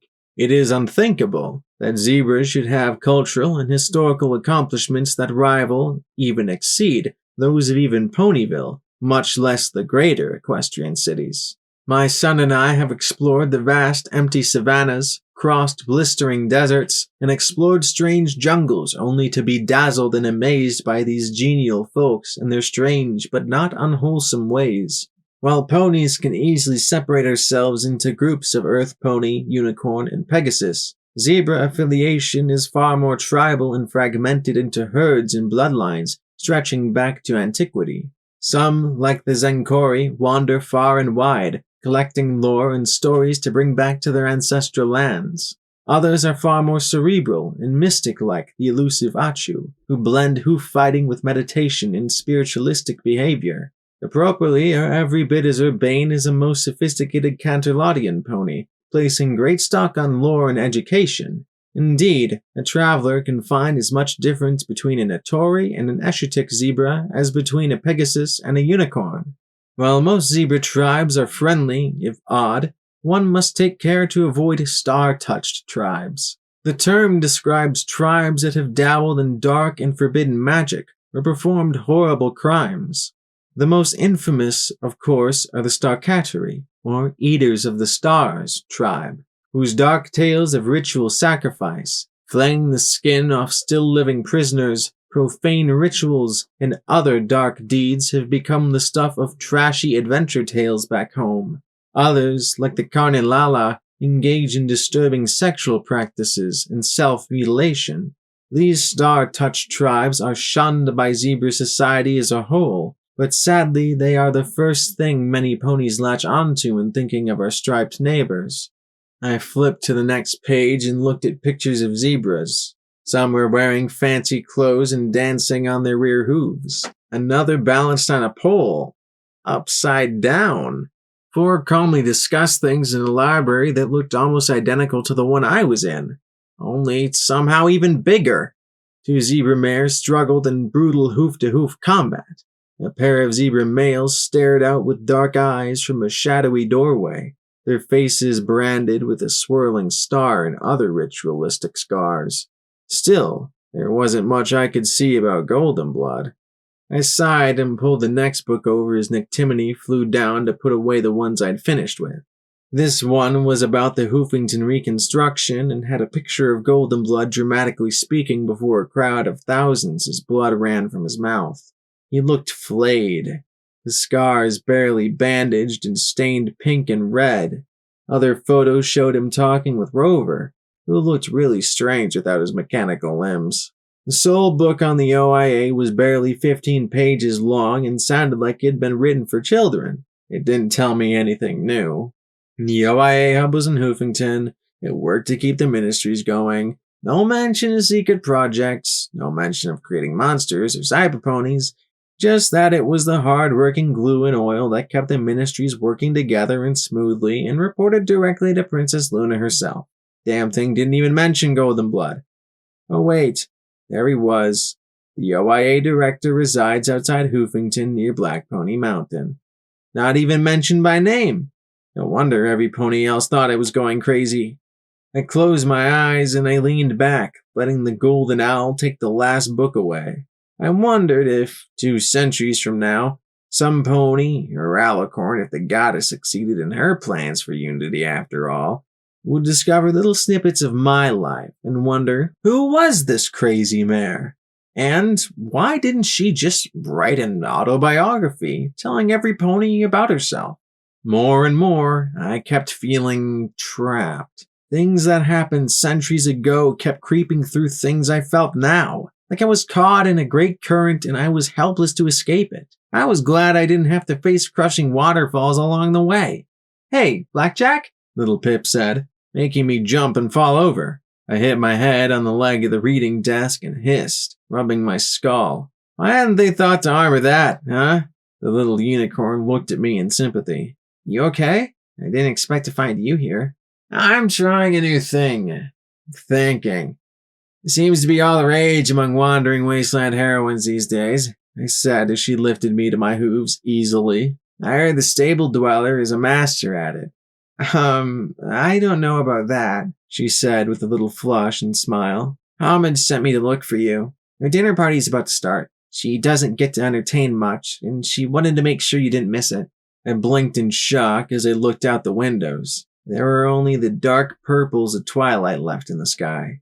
How long had... I checked the chronometer. 3 hours looking at books? At this rate, I was going to turn into an egghead. They'd have to start calling me Professor Blackjack or something. Wow, time flies with a good book, I said with a sheepish smile, shaking myself as we walked together towards the door. So, you figure out how you're going to deal with your mind-reading nemesis? Already did, she said with a little uneasy smile. I've taken out my memories regarding the plan. What I don't know, she can't use against me. So, you don't remember us? I started, and she raised her hoof in alarm. Don't tell me! My brain's already scrambled enough as it is. I don't want them to have to go in and take the information out all over again. She sighed. I stared at her, thinking about Doc Ock's warnings about what had happened to Scotch. Would ripping holes in her own memory cause reactions and mistakes? Cause her brain to scramble or drive her crazy? She noticed my look and bowed her head. The only way to do this, the only way for me to be sure, is if I know there's nothing in there for her to pick out. I looked at her for the longest time. I couldn't imagine her going through what she had, facing what she did, actually sabotaging her own brain to thwart a mind reader. All I did was shoot, get shot at, and have mysteries thrown in my face. I'd never have it as hard as little Pip did. Little Pip, I began, but she shook her head, cutting me off. As is, I'm probably going to have to drop a few more memories before I'm sure everything's set, she said with a little sigh and roll of her eyes, as if it wasn't a big deal at all. And the look on her face said that she didn't want me to treat it as if it was. Wow, she might actually have been able to give the stable dweller a run for her money. So, I asked, you don't remember anything about our adventure? I know it involved me taking a PTM, she said, her eyes falling. Again. Oh, I knew that kicking myself look. I was a master of that look. And on my watch, I was going to be the only one of the two of us wearing that look. I frowned and stopped. Listen, I was there. I put a hoof on her shoulder. I know why you took it. You had to. There was no other way. It wasn't because you had an excuse to take them, okay? Little Pip brightened a little and nodded. Thanks. Still, she wasn't quite letting go of the self-kicking. I could see it in her eyes. Well, hell if I was gonna let her do that. There was only room for one grade A self-recriminist in this tower. I chuckled as I stepped closer, and instantly her ears perked in alarm. It's too bad, though. I know I'll never forget discovering such a wonderful kisser, I said, giving her flank a nudge with my own as I trotted past and out the door, looking back at a little unicorn inventing whole new shades of red to blush. When we arrived at the dinner party, I wasn't quite sure what to expect. I was pleasantly surprised to find most of my crew chatting amiably with most of Little Pip's crew.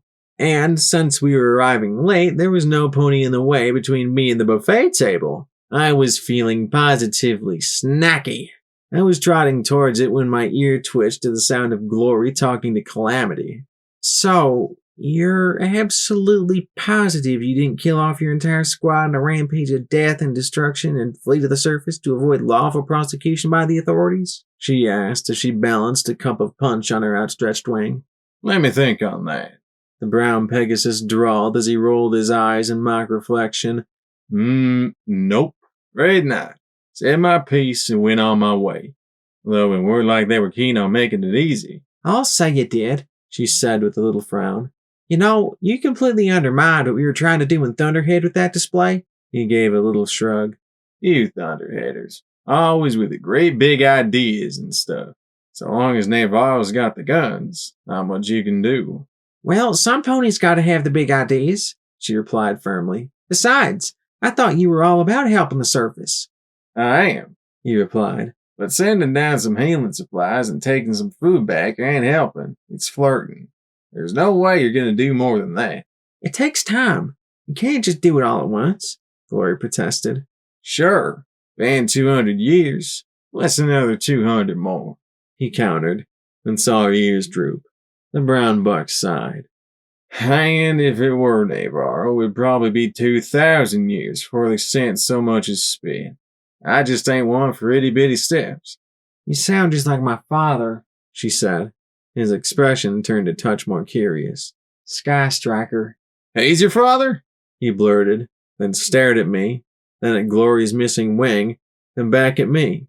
Land sakes, he's gonna take off your head when he finds out you broke her. He already knows, I said with a flush as I trotted away, and the two began to talk about the legendary Sky Striker. Anyway, if he wanted to kick my tail, he'd have to come down here and get it. No way I'd ever be heading to Thunderhead anytime soon. Moving around, I spotted Scotch Tape seated next to a giant green flaming bird. Given that no pony in the room was alarmed by this, I assumed it was some sort of pet. It seemed the two were locked in a staring contest of sorts. Only from the expression on Scotch's face, she clearly expected to be eaten if she lost. The crackling avian seemed to be having quite a bit of fun with the petrified filly. Both of our pip bucks clicked softly. Pour Attaway on her, I suggested, drawing the look of Velvet Remedy away from P21. Don't you dare! You'll make her all sticky, Velvet protested. Oh, we do that just standing here, Homage said as she trotted up and glanced back at where little Pip was taking a drink of punch, her eyes locked on all of our rumps. She gasped, choked, and fell over, coughing and sputtering. You are evil, I said in blind admiration, chuckling. Then there was a loud, sizzling squawk, and the three of us turned back to see Scotch with a ripped-open Rataway pouch in her mouth and a smoldering, not quite flaming bird dripping orange fluid. The olive filly looked at us and then at the glaring avian and pointed a hoof at me. She told me to do it. It was her idea. Not sure you noticed, Scotchy, but my ideas tend to get my rump thumped more often than not. The reigniting bird thing screeched, and the olive filly dove underneath the buffet table as the animal stalked atop it. Glaring down as only a very grumpy bird of prey can for any sign of the filly emerging. I trotted around a bit more. I talked with Calamity about the finer points of wasteland cuisine. My eyes were a little glazed over after listening to Glory and Velvet make medicine talk, and I made my way over towards Zenith. The zebra mare looked over at Glory. So, you are with Mal as well? When I nodded, she simply shook her head. And you two? Do you try for the record as well? Record? What record? I asked with a little frown of confusion. Calamity trotted up and Glory looked over, her ears twitching. The zebra looked coolly over at the littlest unicorn present and said, I believe the number is 33. Little Pip's eyes went round as she immediately blushed. 33? I asked in confusion. In a single night? Ahmed said with a smug smile. 33. Oh. One night? Glory asked with a flush. I'm not sure that's medically possible. That could be a challenge. Hey, we could turn it into a contest, I said, and Homage grinned in delight. I looked at the gray Pegasus. What do you say, Glory? I've got an itch in my nethers, a non-stick hoof, and these things, I said, popping out my fingers and wiggling them. Glory and Little Pip stared at us, perfect copies of one another, jaws dropped and cheeks flaming. Sweet Celestia, there's two of them, Calamity muttered, pointing his hoof at one, then the other as P-21 stared at us in disbelief. Which one's Little Pip again? It's like looking in a mirror. The pair looked at each other, then looked back at us with a scowl and shouted in perfect unison, Shut up! As folks were enjoying themselves nibbling on the repast prepared, Homage trotted up to me. I nearly jumped out of my hooves at her approach. I might like teasing Glory, but the gray unicorn just oozed this sexy confidence that made me alert. Are they back to normal yet? She asked as she looked across the room to where Glory and Little Pip were still fuming. Definitely pinkish still. They keep sneaking looks at each other and then going red again, I said with a soft chuckle. They're adorable, she said with a shake of her head and looked at me with an arched brow. You seem to handle it better. Told you about 99, right? 500 mares, $40. A mare that didn't have sex with other mares was in for a pretty lonely life. Little Pip would have loved it there, Ahmed said softly, but I sighed as I watched her. I knew better. No, she wouldn't. Daisy would have picked on her. Marmalade would have helped. I would have turned a blind eye. I sighed, closing my eyes. She would have been stuck in a role, whether it suited her or not.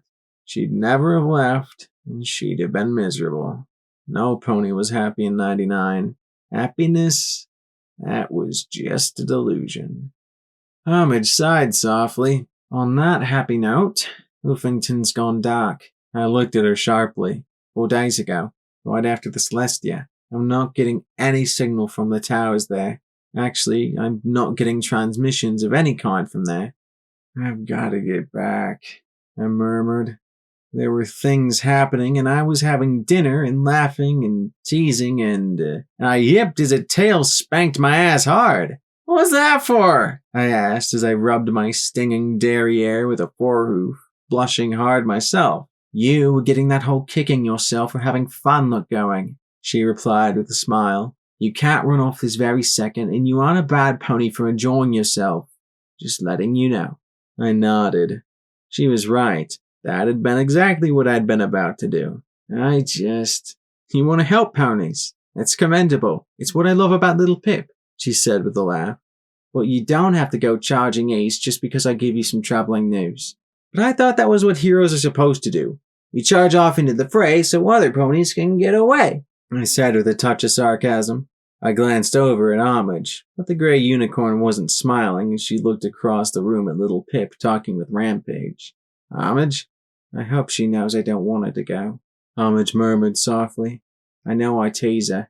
Sometimes I think I'm absolutely horrible to her, but it's only because the alternative is crying and begging her not to leave. I know she has to. She's just like you. She has to do things. Save Tin Pony. Save the wasteland. Save me. I'm just scared that I'm going to lose her.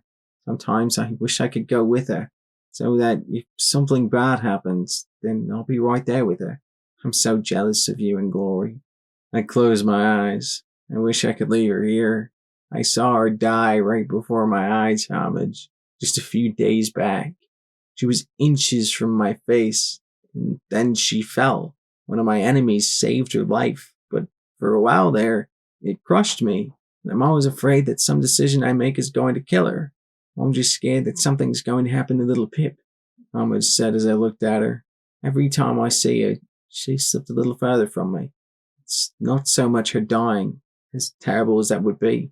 I've had some pony I loved kill before. You lived through it, as much as it hurts. I'm afraid that something will happen, something like what you had to do in Stable 99. She'll have to make a choice, or she'll go too far, or something. I'll keep telling her to fight the good fight, and she will. She'll fight till it destroys her. I knew something of the blame game. I haven't really known little Pip all that long, but I think she'd do this whether you told her to fight or stay. She's like me like that. Dumb, huh? But it's what I love about her. She really, truly will do whatever she has to help other ponies, Ahmed said softly, sniffing and rubbing her eyes. Of course, in that moment, little Pip was trotting over with Zenith and Glory. I can't believe she survived being put through a wood chipper, little Pip murmured. Is Hoovington like Freaky Town Central or something? But she spotted Homage and started to look concerned. Homage, are you okay? Sure, absolutely, I said with a wide grin. Homage nodded and smiled. Hey, little Pip. I just couldn't help but notice that Homage likes mares, and Glory likes mares, and you like mares, and me, well, I think the three of you are the cutest darn trio of fillies collected in the wasteland, and as I recall, Twilight once owned a book called the Zebra Sutra. Not suggesting anything, just saying. I grinned as lecherously as possible. Zenith looked at the little unicorn and one-winged Pegasus and observed curiously. I did not know pony hooves could blush. Things smoothed out a bit after that. There was one little inescapable hitch, though. The alicorn in the corner. She sat quietly, her purple eyes observing us all. Little Pip had done her utmost to ignore her presence completely. I'd explained she couldn't read anything if she didn't touch horns, but the little unicorn just grunted sourly and kept a distance. Still, as the night wore on, little Pip kept looking over at the far corner where the purple alicorn sat silently. Are you absolutely sure she's safe? Little Pip asked softly. Oh yeah, Kunai's an angel, as long as the goddess isn't possessing her, I said with a casual smile. The little unicorn balked. Wait, she can just take over at any time? I nodded and got that you are crazy look again. Aren't you afraid she's just going to take over and kill you? Kill me? Do you realize how much I owe the goddess? I said with a snort. I'm in debt to her up to my horn. She's not just going to throw all that away.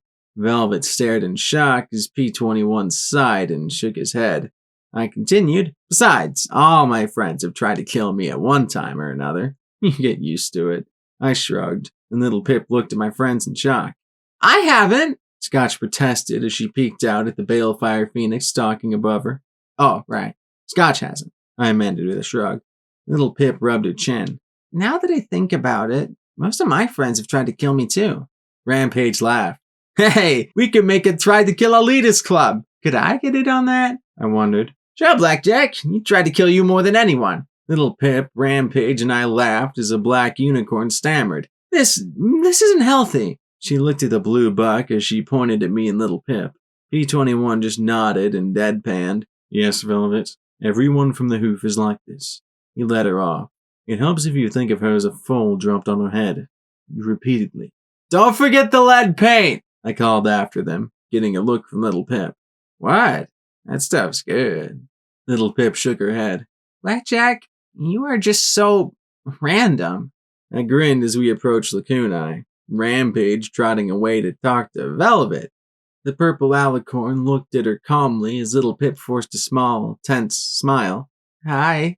Hello, she said telepathically, making little Pip's mane stand on end. Well, so nice to meet you. Goodbye, she said as she turned, and I caught her. She's not going to gobble you up, I said firmly. Well, duh. I know that. she said, as if she were trying to convince herself. She slowly turned back around and took a deep breath. Hi, Lakunai, right? That is your name? It suffices, Lakunai said quietly. Lakunai is what I am. Something missing. Little Pip frowned in confusion. Something missing from you? Things missing from others, she said cryptically. I rolled my eyes. Lakunai is where the goddess shoves all the memories and thoughts she doesn't want to deal with in Unity. Apparently, there's a whole lot of guilt and angst when you blend together the minds and souls of thousands of ponies. Rather than deal with it, it all gets repressed. All in one pony? Little Pip asked with a note of concern. How do you... I would have thought that I'd be a complete monster, the Kunai said quietly. Like how you see all alicorns you've encountered. Little Pip winced. Well, you've been helping Red-Eye and trying to kill me. Red-Eye was the first to ever come to us with an offer to help. You were in Appaloosa to interfere with his operations. We were supposed to abandon that allegiance and betray him, she replied calmly. She stared down at Little Pip. Well, yes, Little Pip said with a sheepish smile. All the things he's done. He was the first power in the wasteland to work with us. We have no desire to perpetuate slavery. We are trying to save all of Ponykind through unity. We tried to send out priests and converts, but they were assaulted and killed by all manner of perils. We were attacked on sight by so many settlements. You can't just sit there and try to tell me you're the victims here. You forced ponies to join Unity. Would you allow some pony you care for to die because they refuse to take medicine that will cure them? She replied calmly, making Little Pip balk. You kill enemies and threats to survivors in the wasteland, but do you remain to make certain they do not starve next month, die of thirst next week?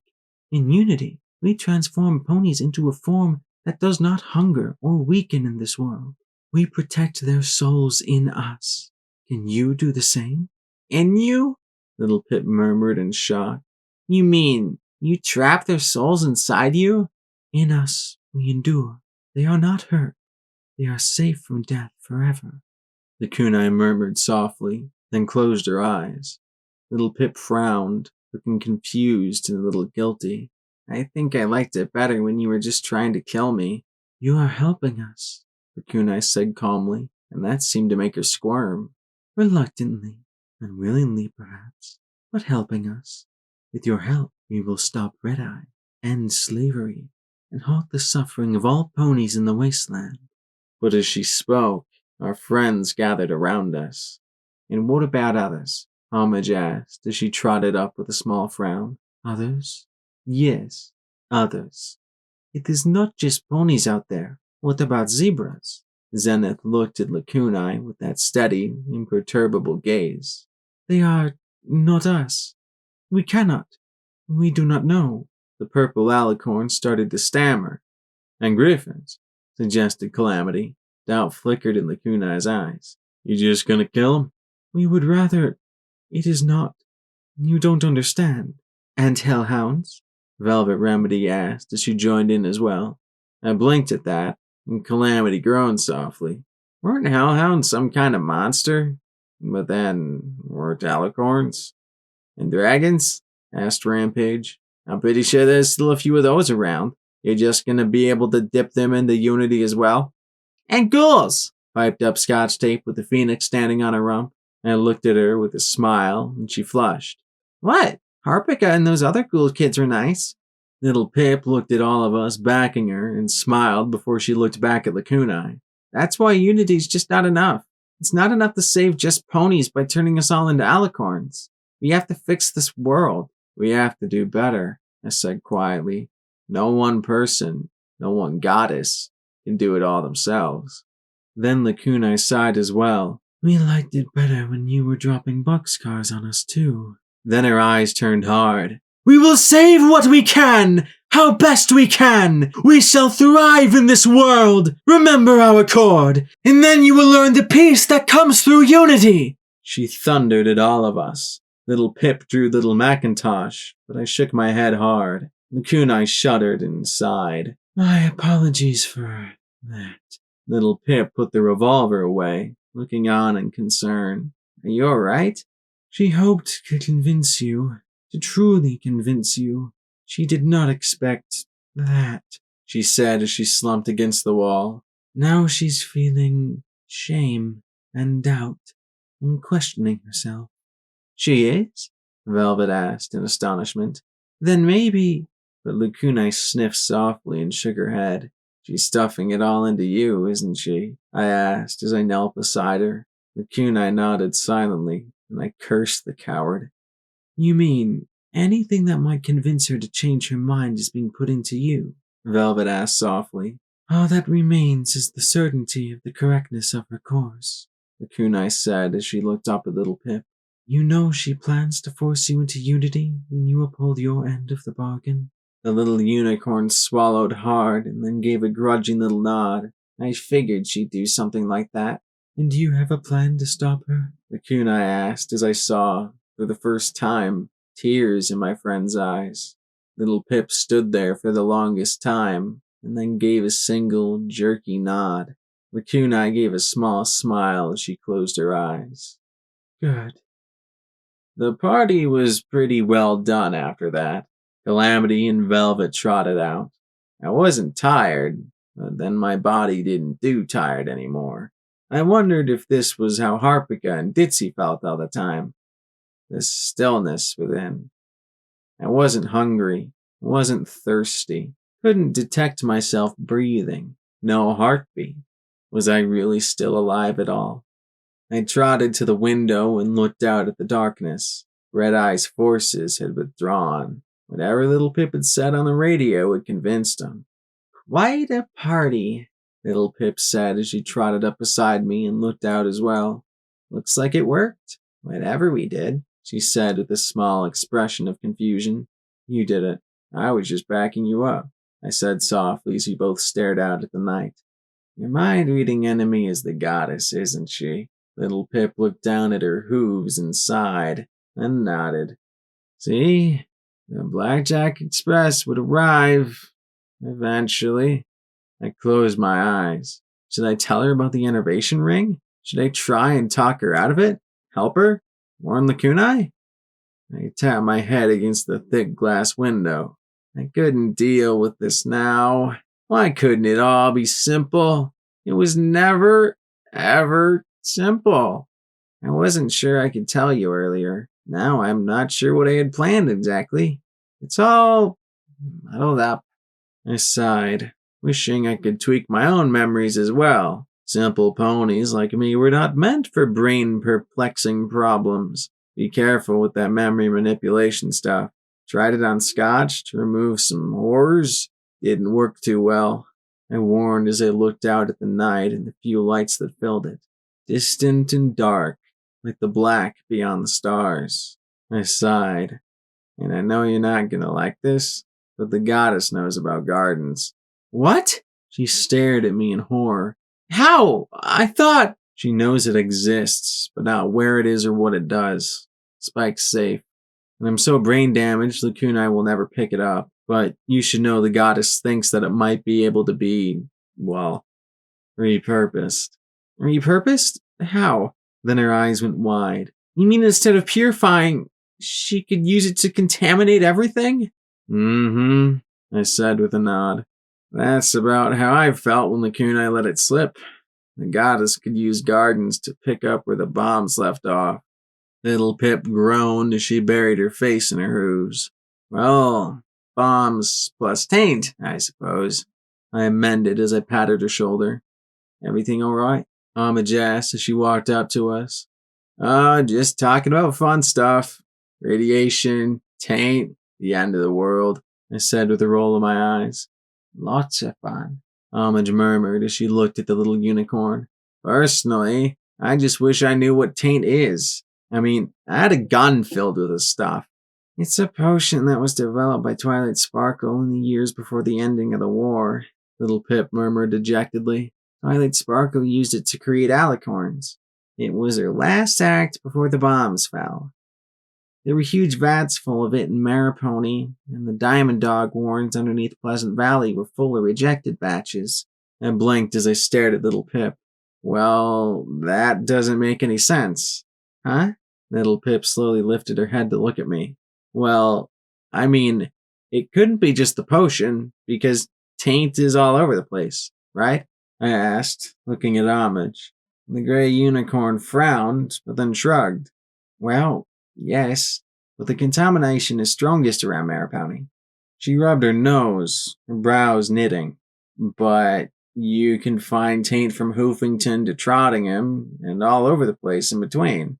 So, did the potion magically teleport itself halfway across Equestria from Pleasant Valley?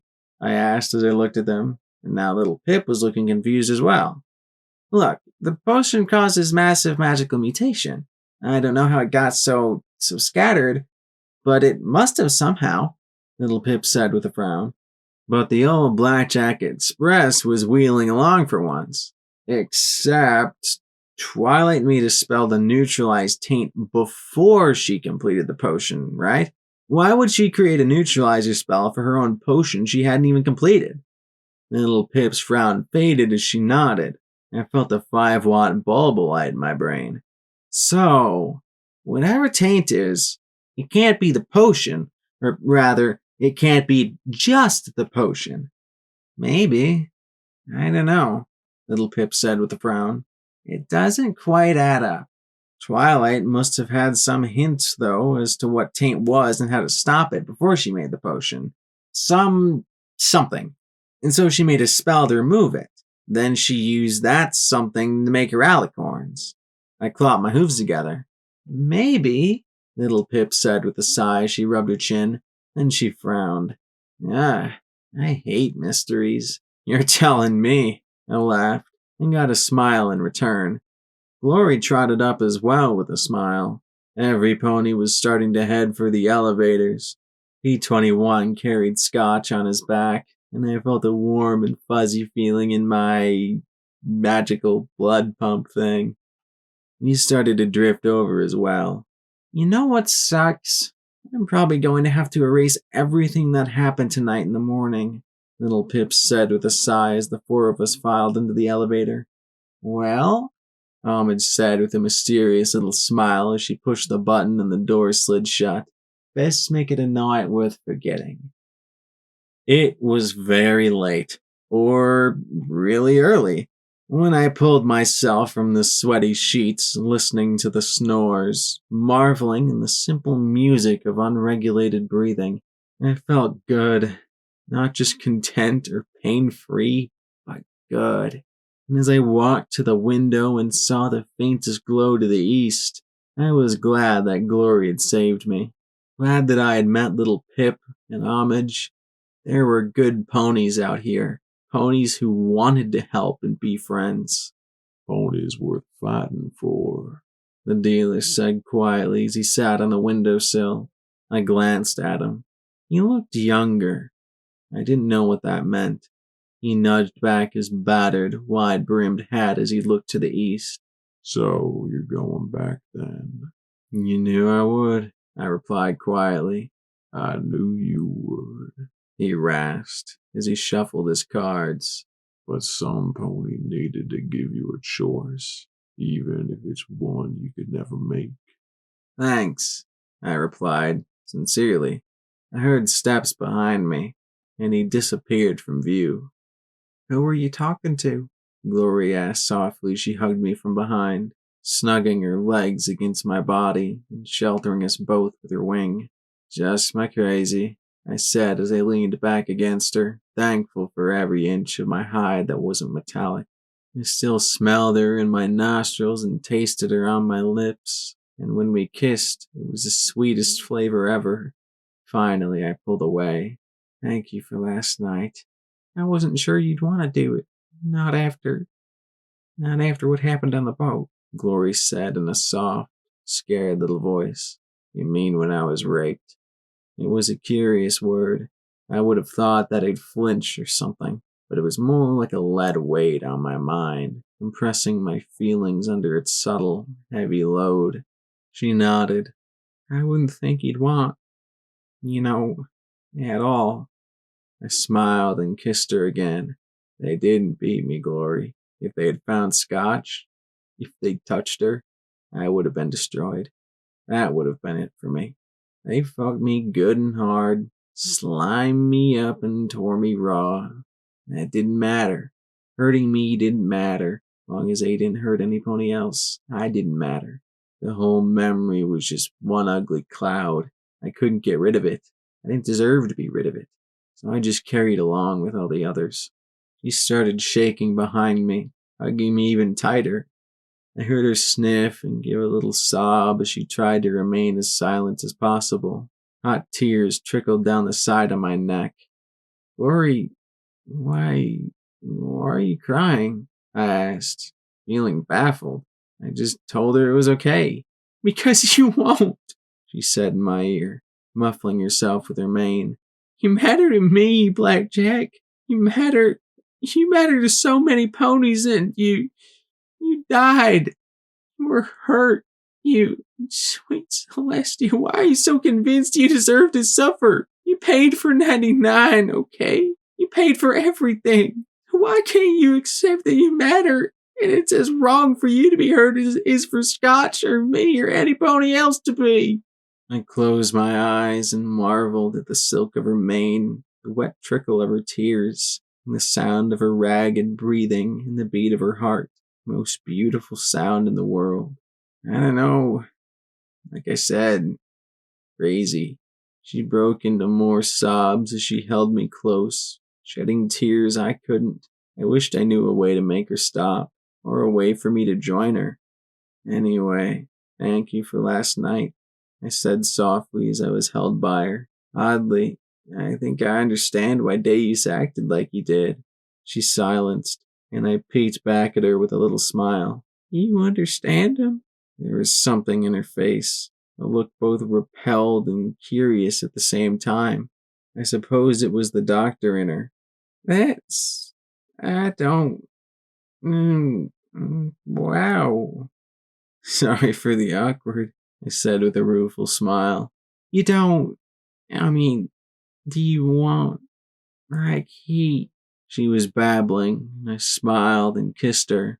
You didn't turn me into a cyber pony sex fiend rapist. At least, I really, really, really hope she hadn't. I just mean that, now that half of me is mechanical, I think I know why he acted like he did. Glory relaxed a little, and her curiosity seemed to be overcoming the part of her that was horrified that I might empathize with a rapist, having been both a victim and perpetrator myself. Honestly, I was getting a little turned around and trying to come to terms with it. What do you mean, then? The professor said they had to let him retain his penis. Seems kinda stupid given what he did, I murmured softly. But, Glory, what we did together, it was the first thing I've really done that made me feel like a pony. Like I was more than a machine. And making you feel good, making you feel happy, it made me feel like I'm more than just a source of misery and pain for you. I know that he was a monster for what he did, but given how he felt, I know how important it was for him. I thought of the professor, stuck in her jar with only a vague hope of getting her body back. Would she last years like that? Months? Weeks? Until I'd had sex, I hadn't realized what a fundamental need it was for me. It was the last little bit of my flesh and blood equinity. I wouldn't have survived as a brain in a jar. No pony could, not with their sanity intact. I sighed as I felt her reach down and felt her touch a warm and tender part of me. I groaned, a little part of my mind telling me this was stupid and wasteful and indulgent, and I took that part and mentally beat the shit out of it and leaned back and let her help me feel like a flesh and blood mare again. My barding was buckled, the usually simple task now interesting, with no magic in my new fingers. The battle saddle that Calamity had rigged for me yesterday was in place, Taurus's rifle on one side and a new 12-gauge shotgun on the other. Vigilance was polished to a gleam and set in a foreleg holster. Lakunai had sewn my Crusader filly onto the Reaper hoofball uniform. My saddlebags were in place with an ammo feed to each gun. I was still getting used to the control bit. How do you keep from shooting by accident when you talk? I asked as I looked back at Glory. This whole setup was weird and just a touch kinky. Practice, she said as she nudged me with a smile. Then she looked a little concerned at me working my tongue and reached up to tap a little tab on the side of my mouth. Also, safeties. Oh, yeah, that'd probably be smart. We made our way up onto the roof where the 3 wings of alicorns awaited. 6 greens along with 3 purples. The green alicorns, according to Lakunai, had the ability to boost the purple's teleport ranges. Rover grumbled nearby as he gave sullen looks and kept his exact opinion of alicorns to himself. Little Pip was staying out of sight, having decided to erase every memory of me and my friend she possessed. And I just have to make sure the goddess didn't suck my brains out while I slept. Homage trotted up to me and gave me a nuzzle. Be careful, I hear Hoofington's a dangerous place. Be careful yourself, I replied with a smile. Please, I live in 10 Pony. What could possibly happen to me here? She countered with a grin. But really, be careful. Whatever took down the MASCBS in the valley wasn't just some overeager scavenger pulling a plug. It was cut off by some pony who knew precisely what they were doing. So watch out. I nodded again and looked at Helping Hoof. He cleared his throat and said softly, I'll keep an eye on your little metal ring. We'll have the DJ let you know if it comes to anything. We'll have him call it Blackjack's Science Project. I thanked him for taking my concern seriously. Lifebloom gave a cool, if slightly curious, look at the alicorns before looking back to me. Hope this is a safe mode of travel.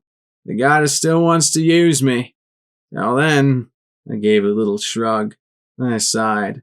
Sorry I didn't turn out to be Twilight Sparkle's kid. Homage's smile faded as she looked over at P21. I tried to ignore the pink pony going, ooh, in the back of my brain as I focused on Lifebloom and... Was it just me? Or were the purple alicorns glancing at each other? You've given the society and myself a lot to think about, Blackjack, he said with a smile. Thank you. No problem, and thank you for the book. I smiled at him, and he blinked as if he didn't know what I was talking about. Magical exercises for young unicorns? I said, giving him a sly wink. He hesitated, then smiled. Oh, yes, of course. You're welcome. He really should have gone into acting. He had me almost convinced. Then he trotted away with Homage and Helping Hoof. The purple alicorn beside me projected into my mind. We certainly hope you do not expect to make a habit of this. Where do you wish to go in that miserable city?